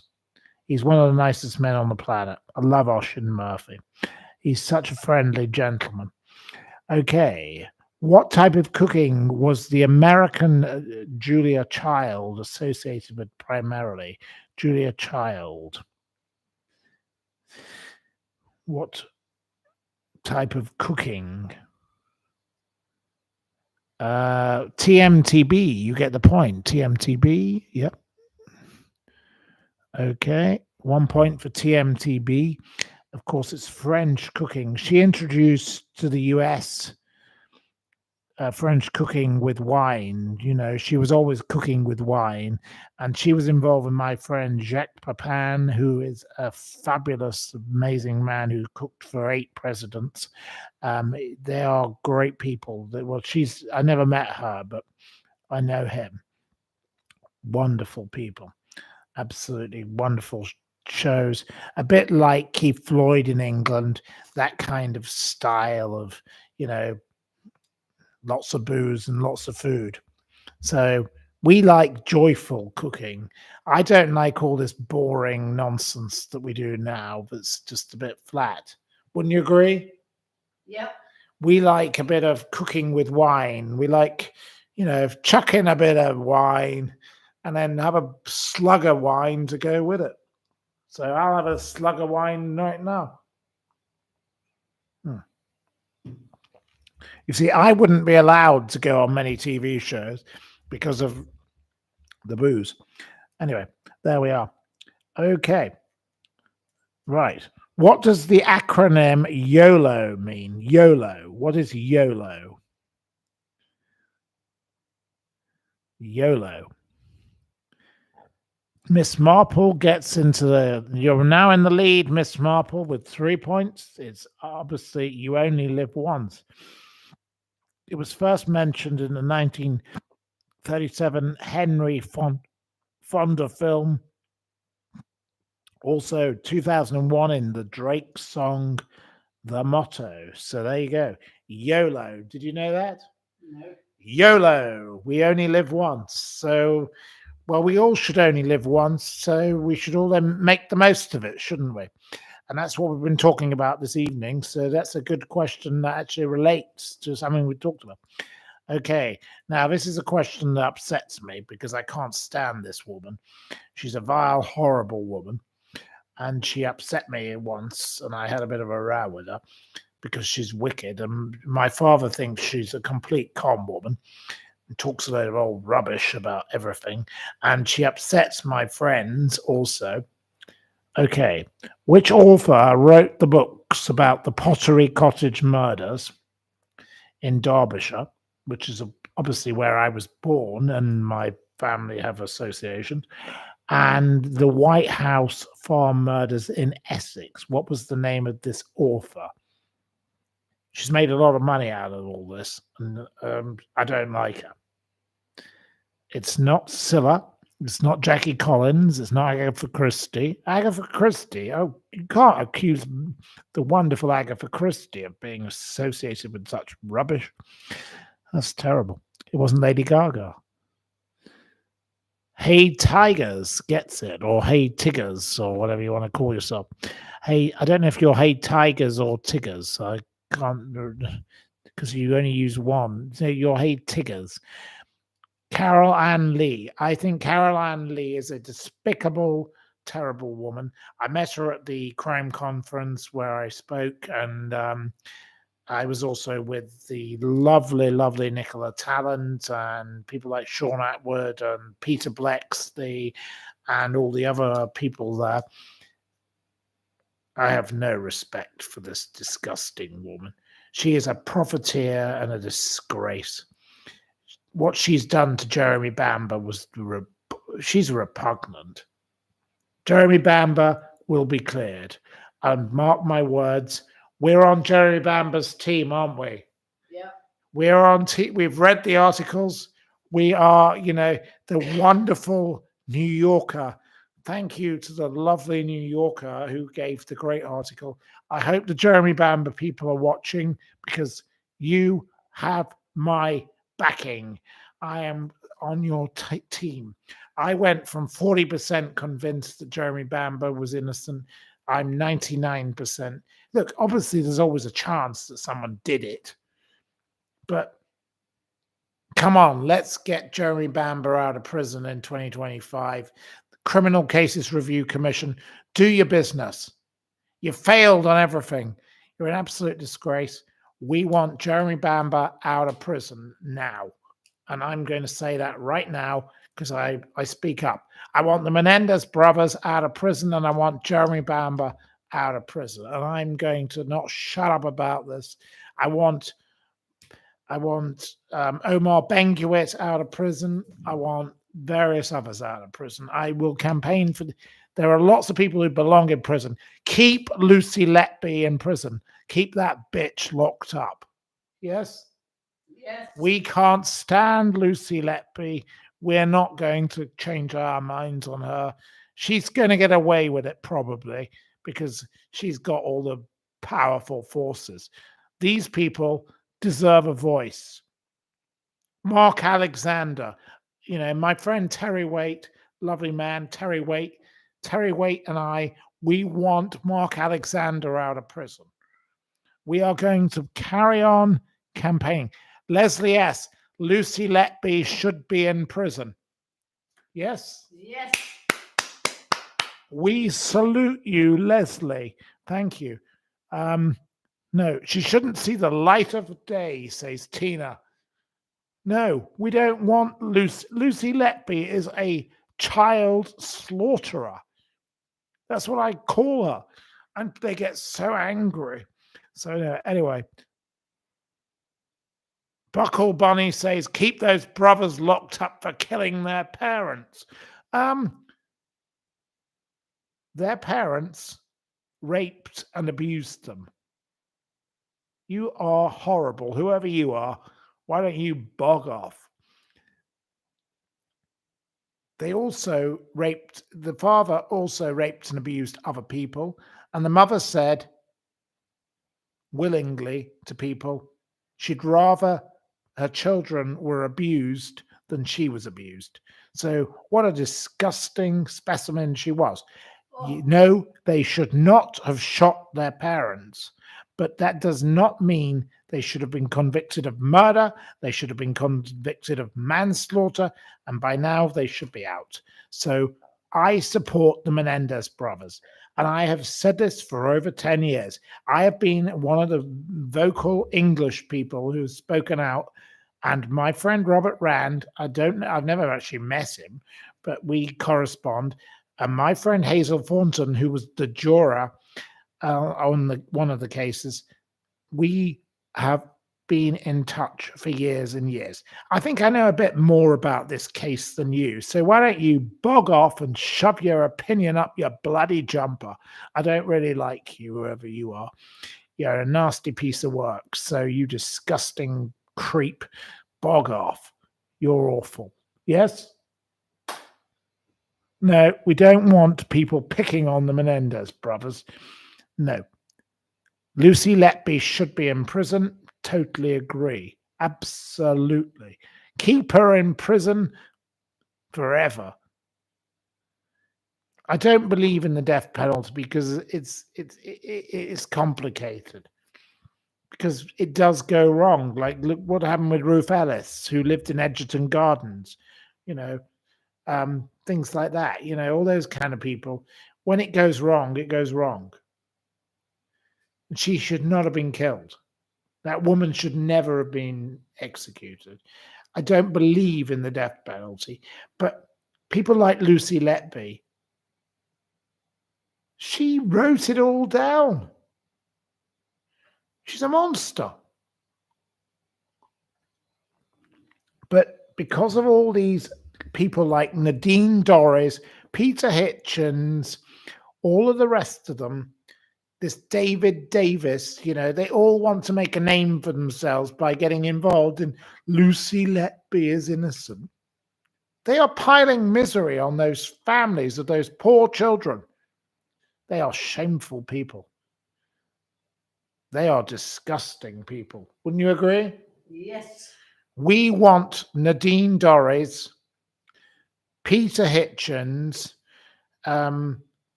Christopher, what's the other one? I've forgotten the other one. Nadine Dorries, Peter Hitchens, David Davis. I want those three. They should be thrown in the tower. They're disgusting filth. Absolutely revolting people. They are repugnant, and they are campaigning against poor families. 7 families whose children have been massacred by this baby slaughtering woman. And I will say slaughter because it's killing. I have to emphasize, I think it's better to use the word slaughter than murder, actually, in this case.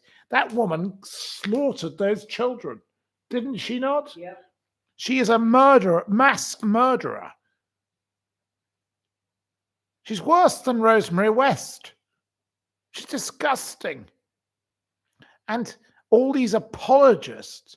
And if you come on my program, yes, Peter Hitchens, revolting. Ugh. Yep, he makes me feel sick. I've had lunch with Peter Hitchens when I was at university. His brother, Christopher, fabulous. I knew him in California, and I spent time with him at the Tosca Cafe bar, which I was talking about with my friend today in California, in North Beach, San Francisco. a lovely place. And Christopher, civilized gentleman. Peter, ugh, ghastly, hideous, horrible man. Disgusting. No. Anyway, this Lucy Letby, you're saying vitriol. She's evil. Well, yes, I agree she's evil. Well said, Claire. Yes, vitriol in my case. Whoever you are, you can criticize me. If I'm vitriolic, so what? I don't care if you think I'm vitriolic. I stand up for decency, actually, in this case. What about the poor families who never got to see those beautiful children grow up? Those children could have grown up and been brain surgeons. They could have been astronauts. They could have been gardeners. They could have been sweet sellers. They could have been anything, whatever they were going to be. Those children, 7 children, whose lives were taken away by that wicked, evil bitch. And she was a bitch. And I'm not going to mince my words. I'm not going to shut up. You people who defend this evil, evil, evil creature. She's not human. She's disgusting. What she did was to take away the lives of those beautiful children and ruin the lives. I'm going to cry in a minute myself again because I'm so upset by this. You cannot defend this evil, evil monster. She took away those people's childhoods, and those families' opportunities and the lives they would have had together. She murdered them. And then she wrote about it in a book. She wrote it down. And you still think she's fucking innocent? Are you stupid? Were you born in a barn? Were you born in a ditch? Are you absolutely moronic? What is wrong with you? Are you cuckoo? Are you crazy? No, thank you. I don't like people like you because this is wrong. It's morally repugnant to defend this monster who wrote in her book, I did this because I'm evil. She wrote it all down. And you still defend her? Are you deranged? What? Oh, she didn't mean to write it down. She did it because she was forced to. Someone forced her to write this? Yeah, right. What a load of comedy. Are you crazy? Yes, I agree. Leslie, disgusting beyond belief. I agree with you. Right. Christopher Hitchens had a brain. Well, he's definitely lost it. Claire says, I can't believe people think she's innocent. She wrote about it. Yep. Well said, Claire. You're a very wise lady, Claire. She's disgusting beyond belief. Right. Okay. Yeah. We've got a few of you who agree with me. We've got a few of you who are ranting at me. Of course, we get the usual ranting. So, yeah. I don't care either way. Doesn't matter. I'm not going to change my opinion, but I do believe, from what I gather, that this horrible woman is probably going to get away with it. I do believe she will find a way out in the system. She's like Amanda Knox. She's one of those. She will probably pull it off, but I will not be changing my mind about this wicked woman. No, never. I think those poor families have been through enough, and they are the victims. And how shameful that this bitch can't just admit what she did. Why doesn't she just say, I'm sorry? Of course she won't, because she's a monster. She's evil. She's vile. She's sick. And she's twisted. And those poor people, their brothers and sisters will grow up without whoever those 7 people were. So they never got to know that lovely person who could have been a wonderful person, might not have been a wonderful person, but could have been. But they've been taken away by her and her weird parents. And everybody, oh God, those weird parents. There's something odd about those two. There's something very strange about them. Mark my words, there's something very odd about them. I've had a little bit of an investigation into them, but I haven't found out enough yet. But don't worry, we will not be supporting them. Put it this way, ever. So thank you for all of you who actually are supporting the families of the victims of Lucy Letby. Let's actually start a new campaign. In fact, that's what I'm going to do. Why not? We should have a campaign to support the victims of Lucy Letby. Don't we agree? Hello? I would say yes. We should have a campaign to support the victims, the families of the victims. Now, they probably don't want that, so I'm not going to start creating petitions and all of this, but we should think of a way we could help the victims of Lucy Letby, the families of the victims, because those poor families deserve our support. Don't you agree? Yes. But I don't know how we can do it because I don't want to cause them further trauma. They may not want something like this. So I'm not going to start a campaign yet. I'll think of some way. We have to think of a way we can do this. So perhaps some of you could think of ideas of how we could support those people, because those people deserve our support.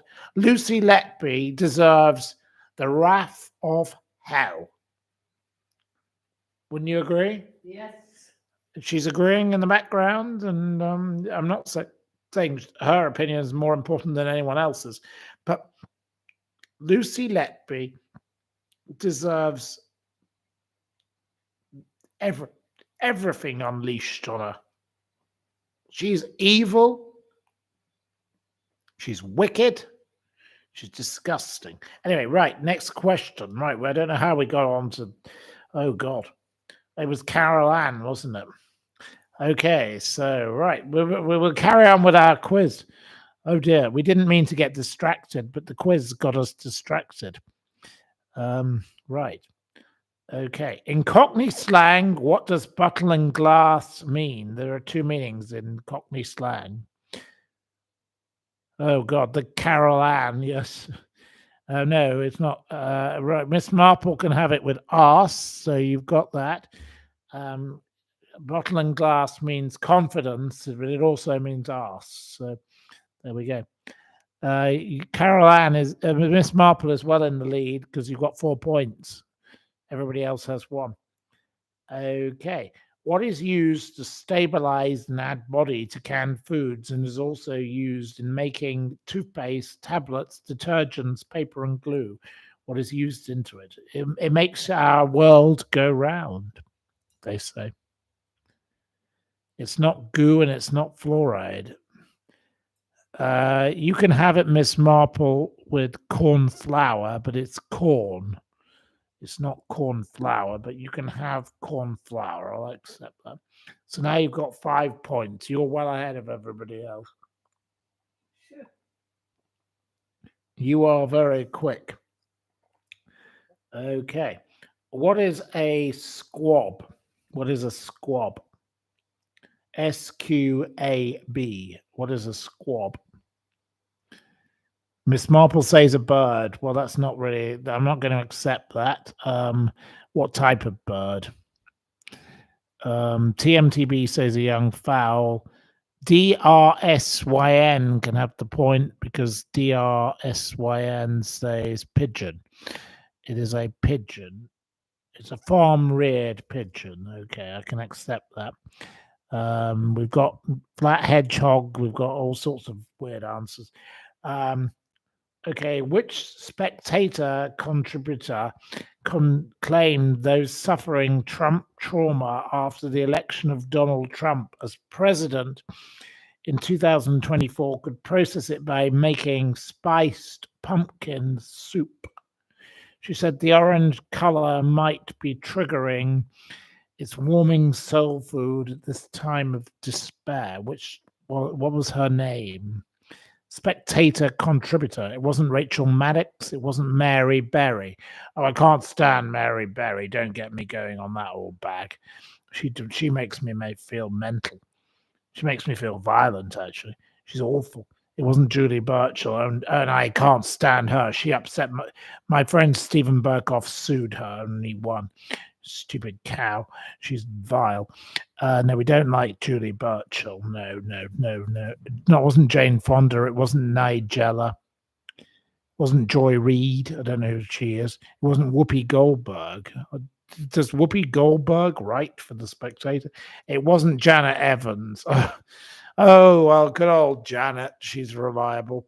She is right wing, of course. Yeah, Janet is very right wing because, she is a Conservative councillor still in Kensington, Chelsea, even in spite of her disgusting convictions. Oh, she's a piece of rubbish.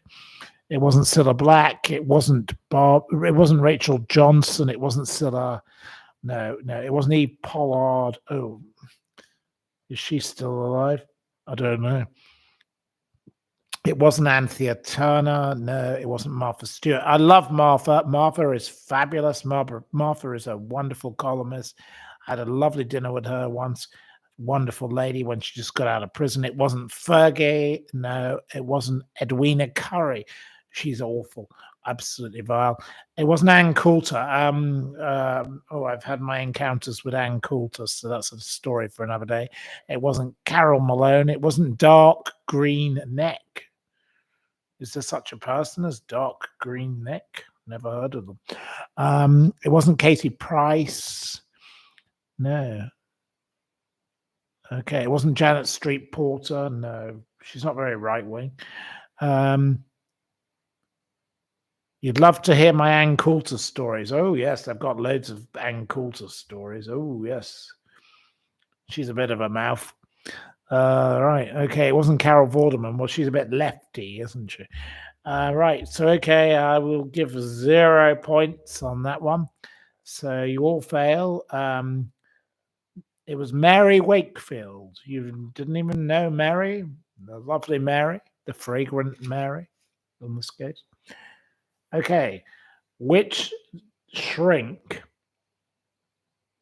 described as a prick by legendary lawyer Leslie Abrahamson, and I love Leslie, fabulous lady, were the Menendez brothers Eric and Lyle betrayed by? What was the name of the shrink, the psychiatrist? What was the name of the shrink?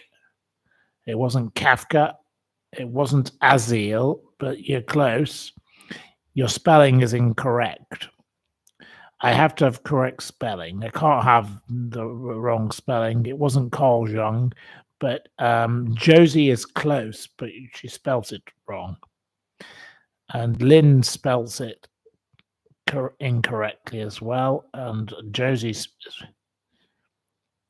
Hey, Tiggers can get the point. Well done. Second point for you. So you go into joint second place. It was Dr. Oziel. Yes. He was a nasty piece of toe rag, and he had a rat of a girlfriend who he wasn't allowed to say what he claimed he heard. So he got his girlfriend to do it when he claimed they split up because he thought he could make some money out of it. What a creep. What a piece of rubbish he is. I don't know if Dr. Oziel is still alive or not, but Dr. Oziel, I hope you rot in hell, you piece of rubbish. You're absolutely vile, man. Okay, who is Christina Oxenberg, who is a friend of mine, the second cousin of? Who she's a second cousin of? Most famously, because she does talk about the stories quite a lot. Not the Queen, no. I suppose she is a second cousin of King Charles, yes. I'll accept that. Hey, Tigers, yes. She's also the second cousin of Princess Anne and Prince Andrew. She mainly corresponds with me about Prince Andrew, to be honest. So that was going to be my answer. But of course, she is related to all of the rest of them.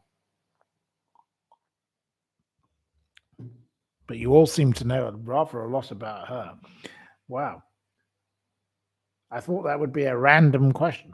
Okay, in which part of New York did Leslie Wexner, the Victoria's Secrets and LK Brands head honcho, own $100 million mansion that he gifted to Jeffrey Epstein? Which area did he gift? What was the area?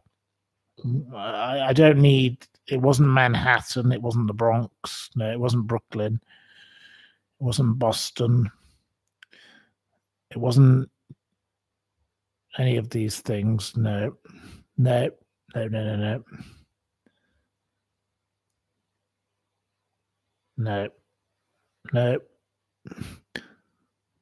no. It wasn't the Hamptons. No, Epstein didn't have a home in the Hamptons. No. It wasn't Harlem. It wasn't East Side. It wasn't Staten Island. It wasn't Central Park. It wasn't West Side. It wasn't Upper East Island. It wasn't Yonkers. It wasn't Queens. It wasn't the Bronx. It wasn't God knows New Jersey. It wasn't whatever. Nope. Nope. None of you. It's an easy answer. It's a very smart area. Clearly, it wasn't Palm Beach. That's not in New York, is it? So that's a bit stupid answer, isn't it? Right. It wasn't Hell's Kitchen. It wasn't Park Lane. It wasn't Park Avenue. It wasn't Central Park. It wasn't Chelsea. It wasn't Chelsea. It wasn't 7-Eleven. It wasn't Fifth Avenue. No. No. Anyway, fine. Okay. Another failure by you all. Failure in the answer. The answer, of course, is Lenox Hill, but it's spelt with one N, not two. Lenox Hill. So there we go. Okay. What is the name of the mansion associated with the Tate family in Emmerdale? The Tate family in the Emmerdale soap opera. What is the name of the mansion? What is it called? The big house that they live in. It wasn't Mucky, no. Precious Metal gets the point straight away. Precious gets it. It's called Home Farm. So yeah, Home Farm. Even though it's a big house, it's called Home Farm. Okay, which county are Eccles cakes associated with? Eccles cakes. Where are Eccles cakes made? These, I call them fly pies. I can't stand the things. I don't like all the currants in them. Right, the winner straight away is Miss Marple. So Miss Marple gets a 6 point. Well done. You're well in the lead.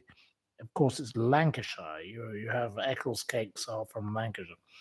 And the final question is, in 2024, which London council decided to spend public money on what they termed a sauna event to help trans plus people deal with a guided process to express the complexities of loss, anger, and fear that they face as a community?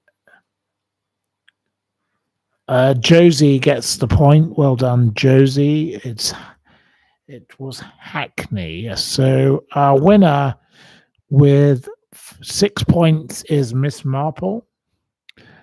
And second, Hey Tigers with 3 points. And the rest of you all come in. Oh no, we've got Keeley who comes in third. Well done to Keeley who comes in third. So thank you to every one of you for participating, and I'll put that quiz away, so that quiz will not be coming out again until the book. So there we go. Right. Anyway, more questions? Any more questions? Let's have some more questions. Thank you.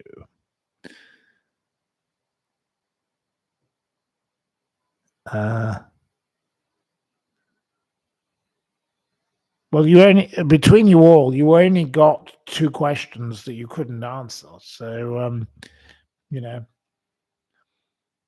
maybe it's my style of questioning that's the problem.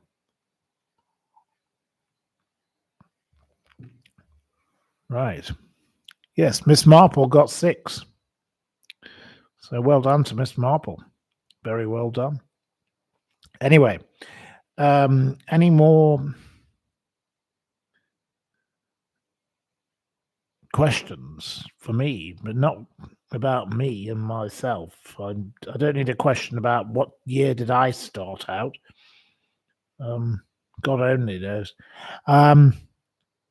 Am I going live? Have I got any horse racing tips for tomorrow? No, because I'm in France. It's impossible because I can't look at my Ladbrokes account, so I can't really look. It's very frustrating not to be able to look at my horses. I love horses. And in the morning when I go and get the newspaper, I don't really look at the thing, and there's not much use in the stupid nonsense in there. I prefer to go on the computer and do it. It's better. You got Paddy Power. You want to put a bet on me for Paddy Power? Okay. Well, if there's anything going at Plumpton tomorrow, I think there might be. Let's put a bet on something for Willie Mullins. Let's do Willie Mullins horse if you can do that. Okay, if you want to do it for me, please place a little bet for me. I don't know. Willie, I believe he has 6 horses running tomorrow, but it could have been today. I'm a bit behind because of the stupid newspapers here. But if there's anything tomorrow, Willie Mullins at Plumpton, place bets on the Willie Mullins entries at Plumpton. That would be a great thing to do. I don't know if there is. I could be wrong. I can't. I can't look right now because we're in the middle of this program. But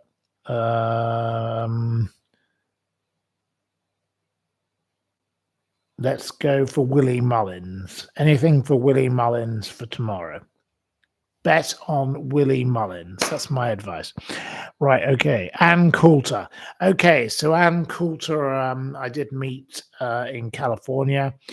Ann Coulter is one of the most right-wing fascist women I've ever met. She's very unpleasant. She's a deeply nasty woman. And Maurice, the Sky Vodka billionaire, was a great fan of hers. And I was invited to go on a program with that disgusting, revolting man called Michael Savage, because Maurice paid for Michael Savage's program, because Michael Savage's son used to work for him. Michael Savage's son has made a fortune from that horrible energy drink, whatever it's called. I don't know. I can't remember his name that he made. Anyway, so I went on the Michael Savage show during the Iraq War, and I had to talk with this revolting man. His real name is Michael Weiner. Great name, really, for him. Weiner, because he is a whiner. Him and Ann Coulter, the things they came out with, I can't say them on here because I'll get banned from YouTube, I believe, if I say what they came out with about, gay people and other things. But, I think we all know what Michael Savage said on air about various matters. Michael Savage is a savage person. His program was called The Savage Nation. He had model tanks on his desk when I was on the program, and I was probably 21 years old, 22, something like this, and I'm dragged on the show, and he's screaming and yelling at me and about George W. and whatever else, the war in Iraq, and I didn't even know who he was. I just did as I was told. And I went on the program, and there I was sat with this madman. Honestly. And then I had to put up with a dinner with him and Kimberly Guilfoyle, who of course married Gavin Newsom, the Gavinator, and then subsequently ran off with Donald Trump's son. And I had to put up with all these mad people, and they were all just you couldn't make this up. And it's all there on television. I very much enjoyed, the nice things I enjoyed. The dinners with Jack Papan, the chef, and Martha Stewart, who just got out of jail, but she was all right. And people like Kate Blanchett and Eli Roth. And Eli was, what an amazing man. And Kate Blanchett, has been in touch recently. She's a lovely lady. Absolutely great. But some of these people, like these two, this Ann Coulter, oh my God. She's a ranting, raving psychopath. She makes Donald Trump look calm. She's just a far right nutcase. No, and we used to get these. Maurice was very into Ann Coulter, so we had to buy dolls. We had all these dolls. You couldn't make this up. We'd have dolls of Ann Coulter, and you pressed a button, and it would give her one of her nasty speeches. Like she ranted, her screaming and yelling about whatever liberals should be fucking dead or whatever. So it would come out with that, or then you press it again, and it would say liberals should be eliminated or something or whatever. Anyway, we'd have to give these dolls to people. We even gave one to Tony Blair. Maurice decided to make me give Tony Blair one of these dolls. I don't know whether he ever experienced it or whether he listened to it, but we went to Downing Street and because we used to take booze to him, and we gave the doll that screamed liberals should be fucking dead or whatever to Tony Blair. This was the kind of mental nonsense I had to put up with this Maurice Kambar. He could be a very nasty piece of work. And this doll, everybody had to be given the doll.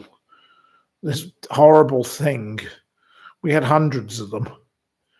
And he sent a crate full of them, and I had to give them out to people, famous people. Oh no, it wasn't just to anybody in the public. It was we sent them to members of the royal family. I'm not going to go further, but Tony Blair was one person who got one. I won't say who else was sent them, but this doll, the Ann Coulter doll. Can you imagine having Ann Coulter and waking up in the morning going, liberals should fucking die, or whatever it was that she came out with, because she's mad. She's another nutter. But yeah, I've been through it all. But it doesn't matter, because life is a joy and life is an experience.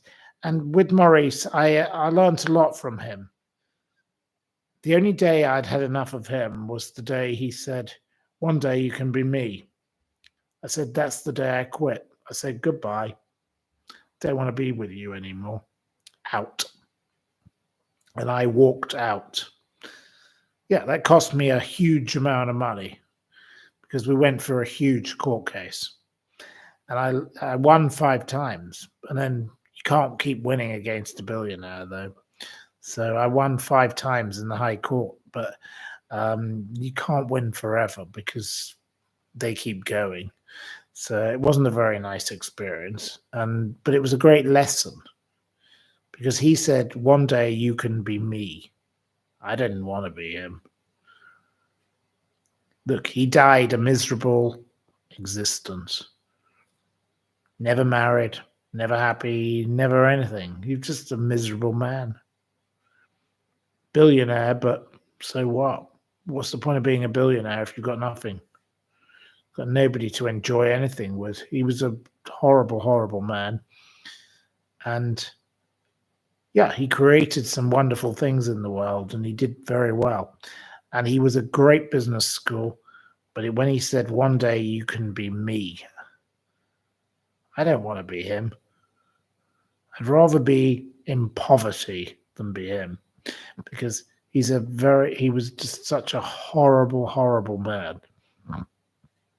He hated everybody. And, the way he treated my friend Barbara Minto, he treated so many people so badly. Bully, a bully. And there's no need to bully people. In life, be happy. And that's what we all must do. And I come back to the same point we were talking about at the beginning. My view is be positive. Celebrate the great people in your life. It's time we did something good. Like Robbie Williams said in that song, I love my life. Sing something positive. Come on, come together, do something good. I want you all to do that. And I don't want you to be like Maurice, because Maurice was a wicked, evil, fucking bastard. Yes, he was a brilliant. He was a brilliant business school for me. He taught me how to do things.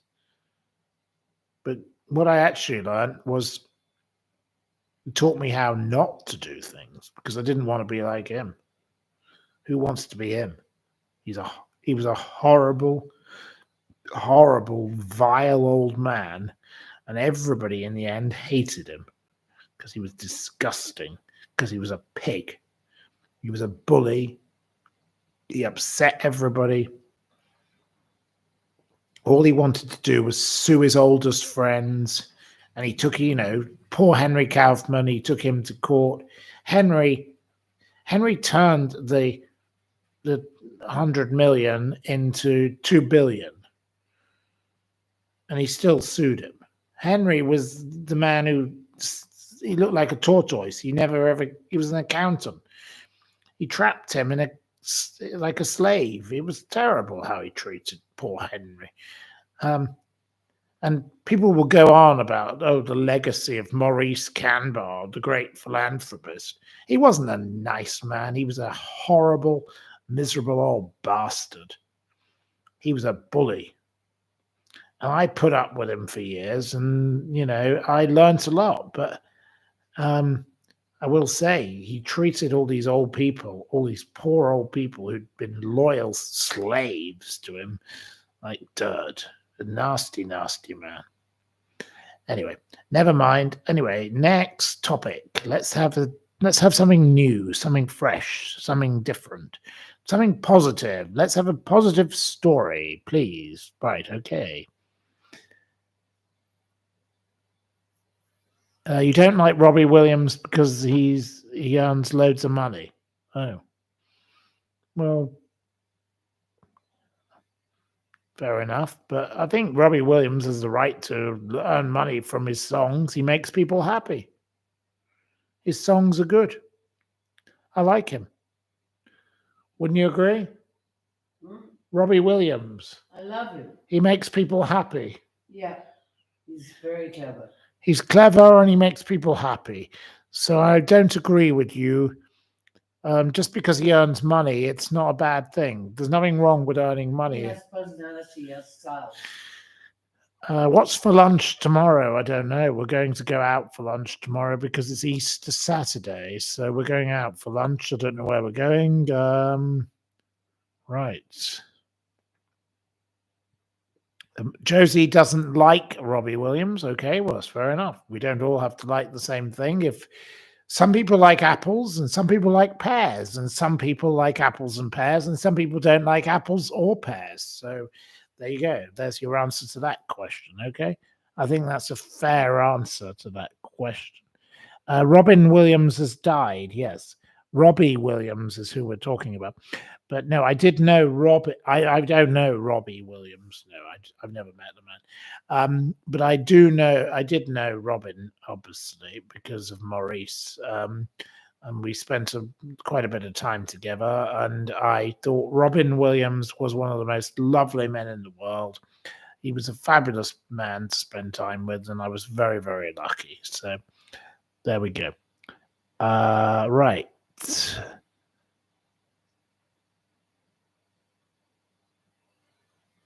Right. I don't know.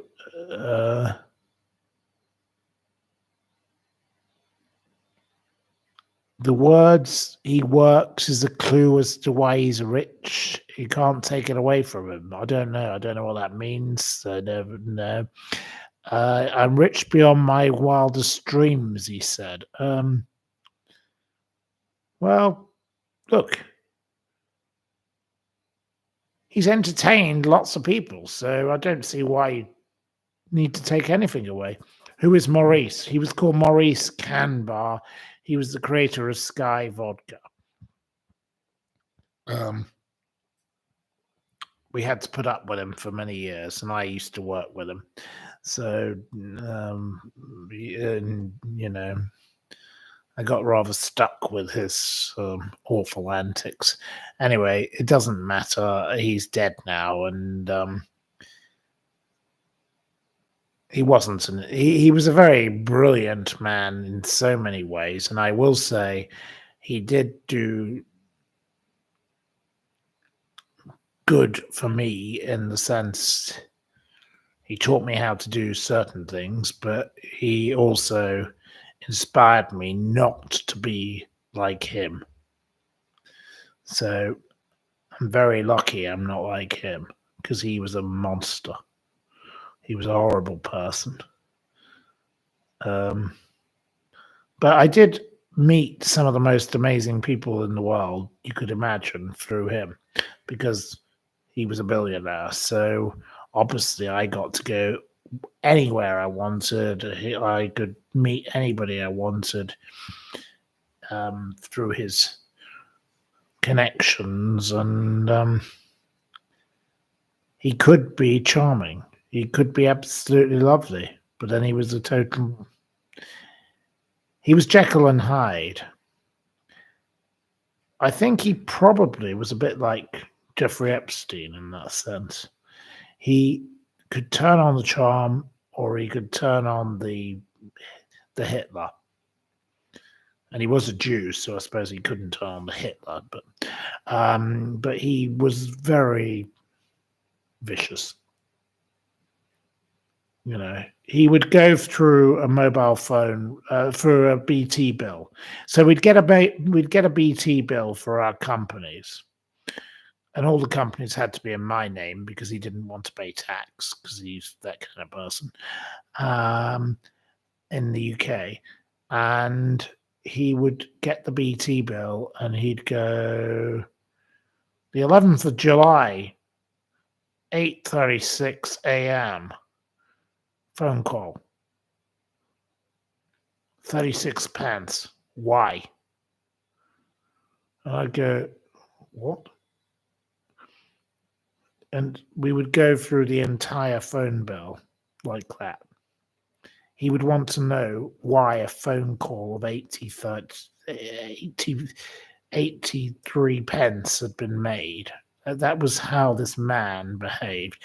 Then this woman, Lady Caledon, would turn up, this horrible woman, and she'd say, "Oh, I'd like 20 million for my charity." He'd hand it over like that. Nothing. No question. But me, the 83 pence phone bill would be questioned. But giving 20 million to a charity, because charity, of course, is tax deductible. So, of course, he loved giving to charity, didn't he? So he knew full well what he was up to. He was malicious, and he was mean, and he was stingy. He was like Leona Helmsley. As Leona, the lovely Leona, great friend of Donald Trump, once said, taxes are only for the little people.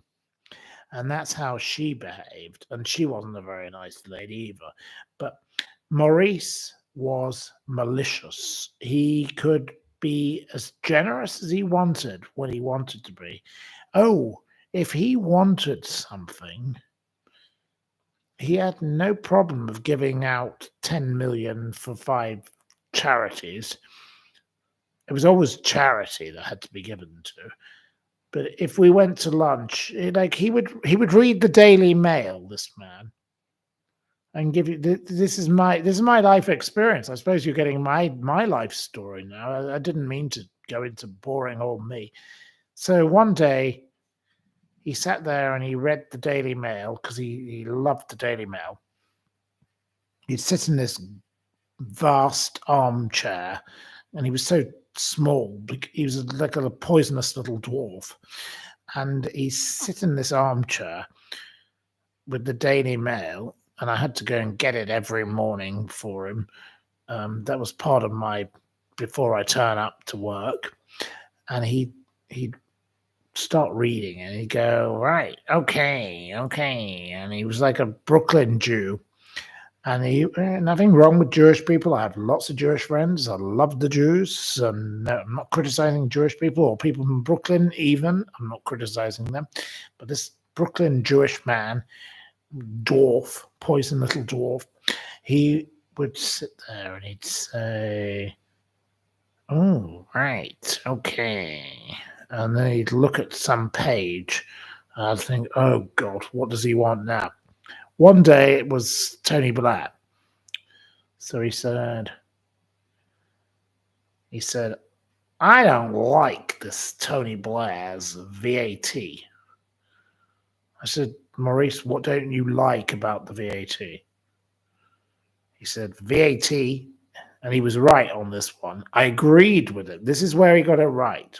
I will agree on him. He said, VAT. He goes, VAT? It has no fucking value. So he said, I want to have a meeting with him. So we went to Downing Street and he walked in and he said, Tony, VAT, where's the fucking value? And that's what he did. This is how this unfiltered man worked. And Tony Blair just looked at him and went, I don't know. Even Tony Blair was astounded. Because most people would have gone in and said, good morning, Prime Minister, nice to meet you. The next one was Cilla Black. Oh, he had a thing about her. He read about her and he said, who is this Cilla Black? He said, she sounds intriguing. I said, not really. I said, what do you want with her? He sat in his chair and he said, get around. So obviously I had to ring up, and I had friends who knew her, and I'd spent time with, I'd met her before. And we had Cilla Black round. I said, well, which restaurant should I book for the lunch?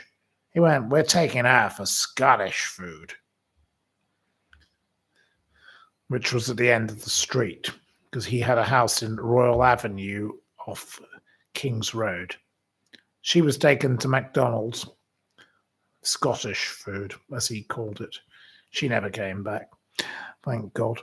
That was the end of that with her. But we'd already had an encounter with her. But that's another story for another evening, because I don't get on with her. And then we had the most special encounter of all, which was he read in the Mail one day a story of a man. I can't remember his name. He was from Blackburn in Lancashire, and he was a Muslim. And he decided that he was Al-Qaeda. But he decided that Muslims and Jews should get along because he thought it was a good idea. And Tony Blair's government had somehow given this man some kind of pass. Very stupid. Jackie Smith was the name of the Home Secretary at the time, if I recall. Anyway, we had this little weirdo, and there was an email address for the weirdo. So he was about 21 years old. So he said, email him.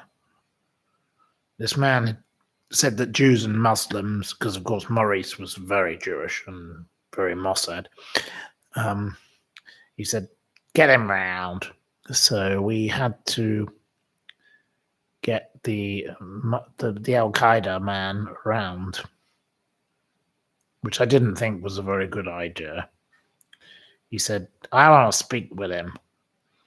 So I sent an email, because at the time, they don't do it anymore, but they had an email address. It was a Gmail. I remember it was Gmail. So we sent a Gmail from the secretary of mine and his, Maureen, who was this awful bitch that worked for us. And off it went. And within 5 minutes, he's on the phone because he knows Maurice owns a publishing house. So we had, terrorist man on the phone.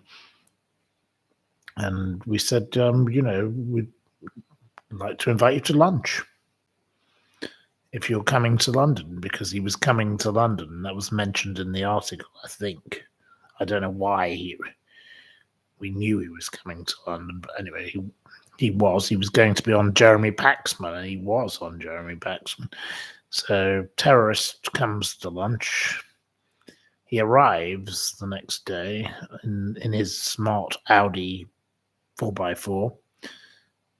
And I think, how on earth do you own that? And he went, the BBC have loaned me the car, he said, when he said he was parking his car in our car park.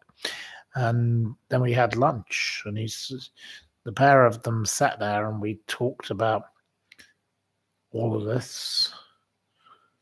We talked about terrorism. He said, if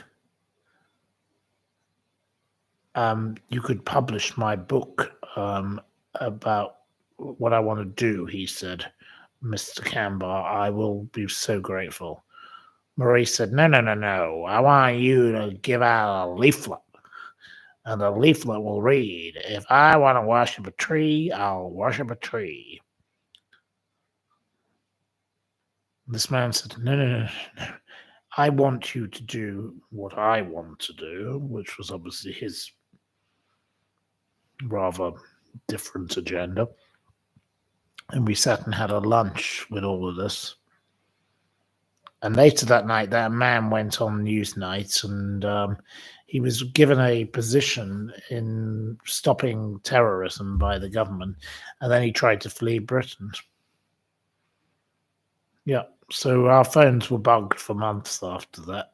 We know that. So, yeah, I won't go into all the rest of the boring details because it's a bit boring. But, I've had some pretty strange experiences in life. I will admit that. But yeah, Jackie Smith, the woman who blamed her husband, he blamed her son, and what a family. Yes, Simon Coates, you're quite correct. Yes. She wasn't a very nice lady, was old, what's the name? Anyway. You think these are all great stories. Okay, well, thank you. I'm sorry to bore on. I didn't mean to get stuck into that. There we go. So, right. Okay, well,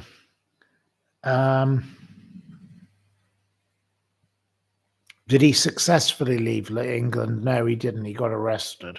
I know he got arrested. I don't know what became of him. I've forgotten his name, but I'll check it out again at some point.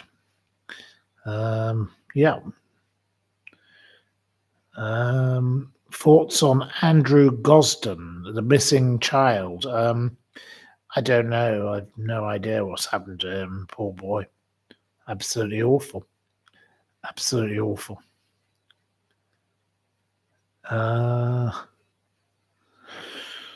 No.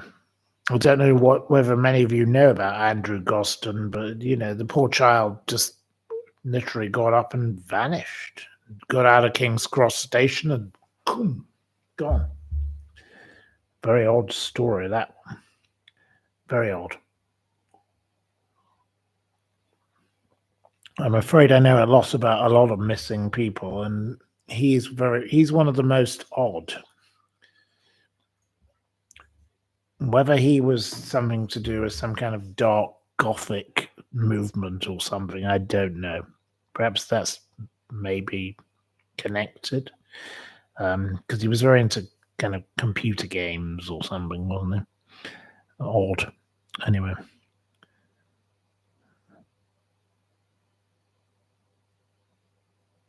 Um, right. You want the more funding for Madeleine McCann. Well, yes, that's inevitable. That's what happens every year. Just how it works. They just give more money to her. Don't give money to fund people like Andrew Gosden, do they?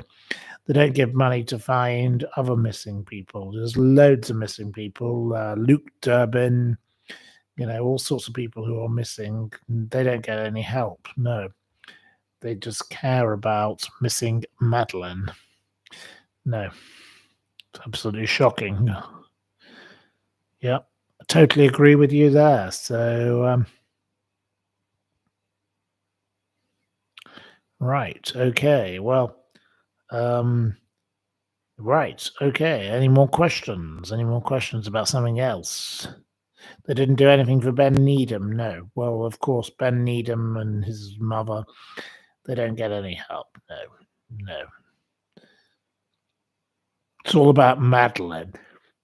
Save bloody Madeleine, who is not actually alive. It's clearly obvious. Let's be honest. Madeleine died in the cupboard. That's the clearly obvious answer to that question. It's not fair to keep spending money on one missing child when there are hundreds of other missing children who get zilch, zero, now nothing. It's not fair, is it? So, not correct. Right. Yeah. Anyway.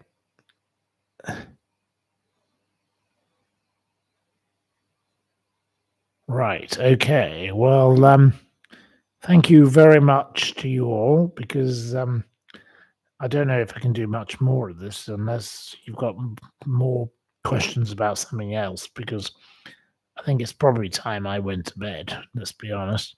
I need to put who to bed because she has fallen asleep, which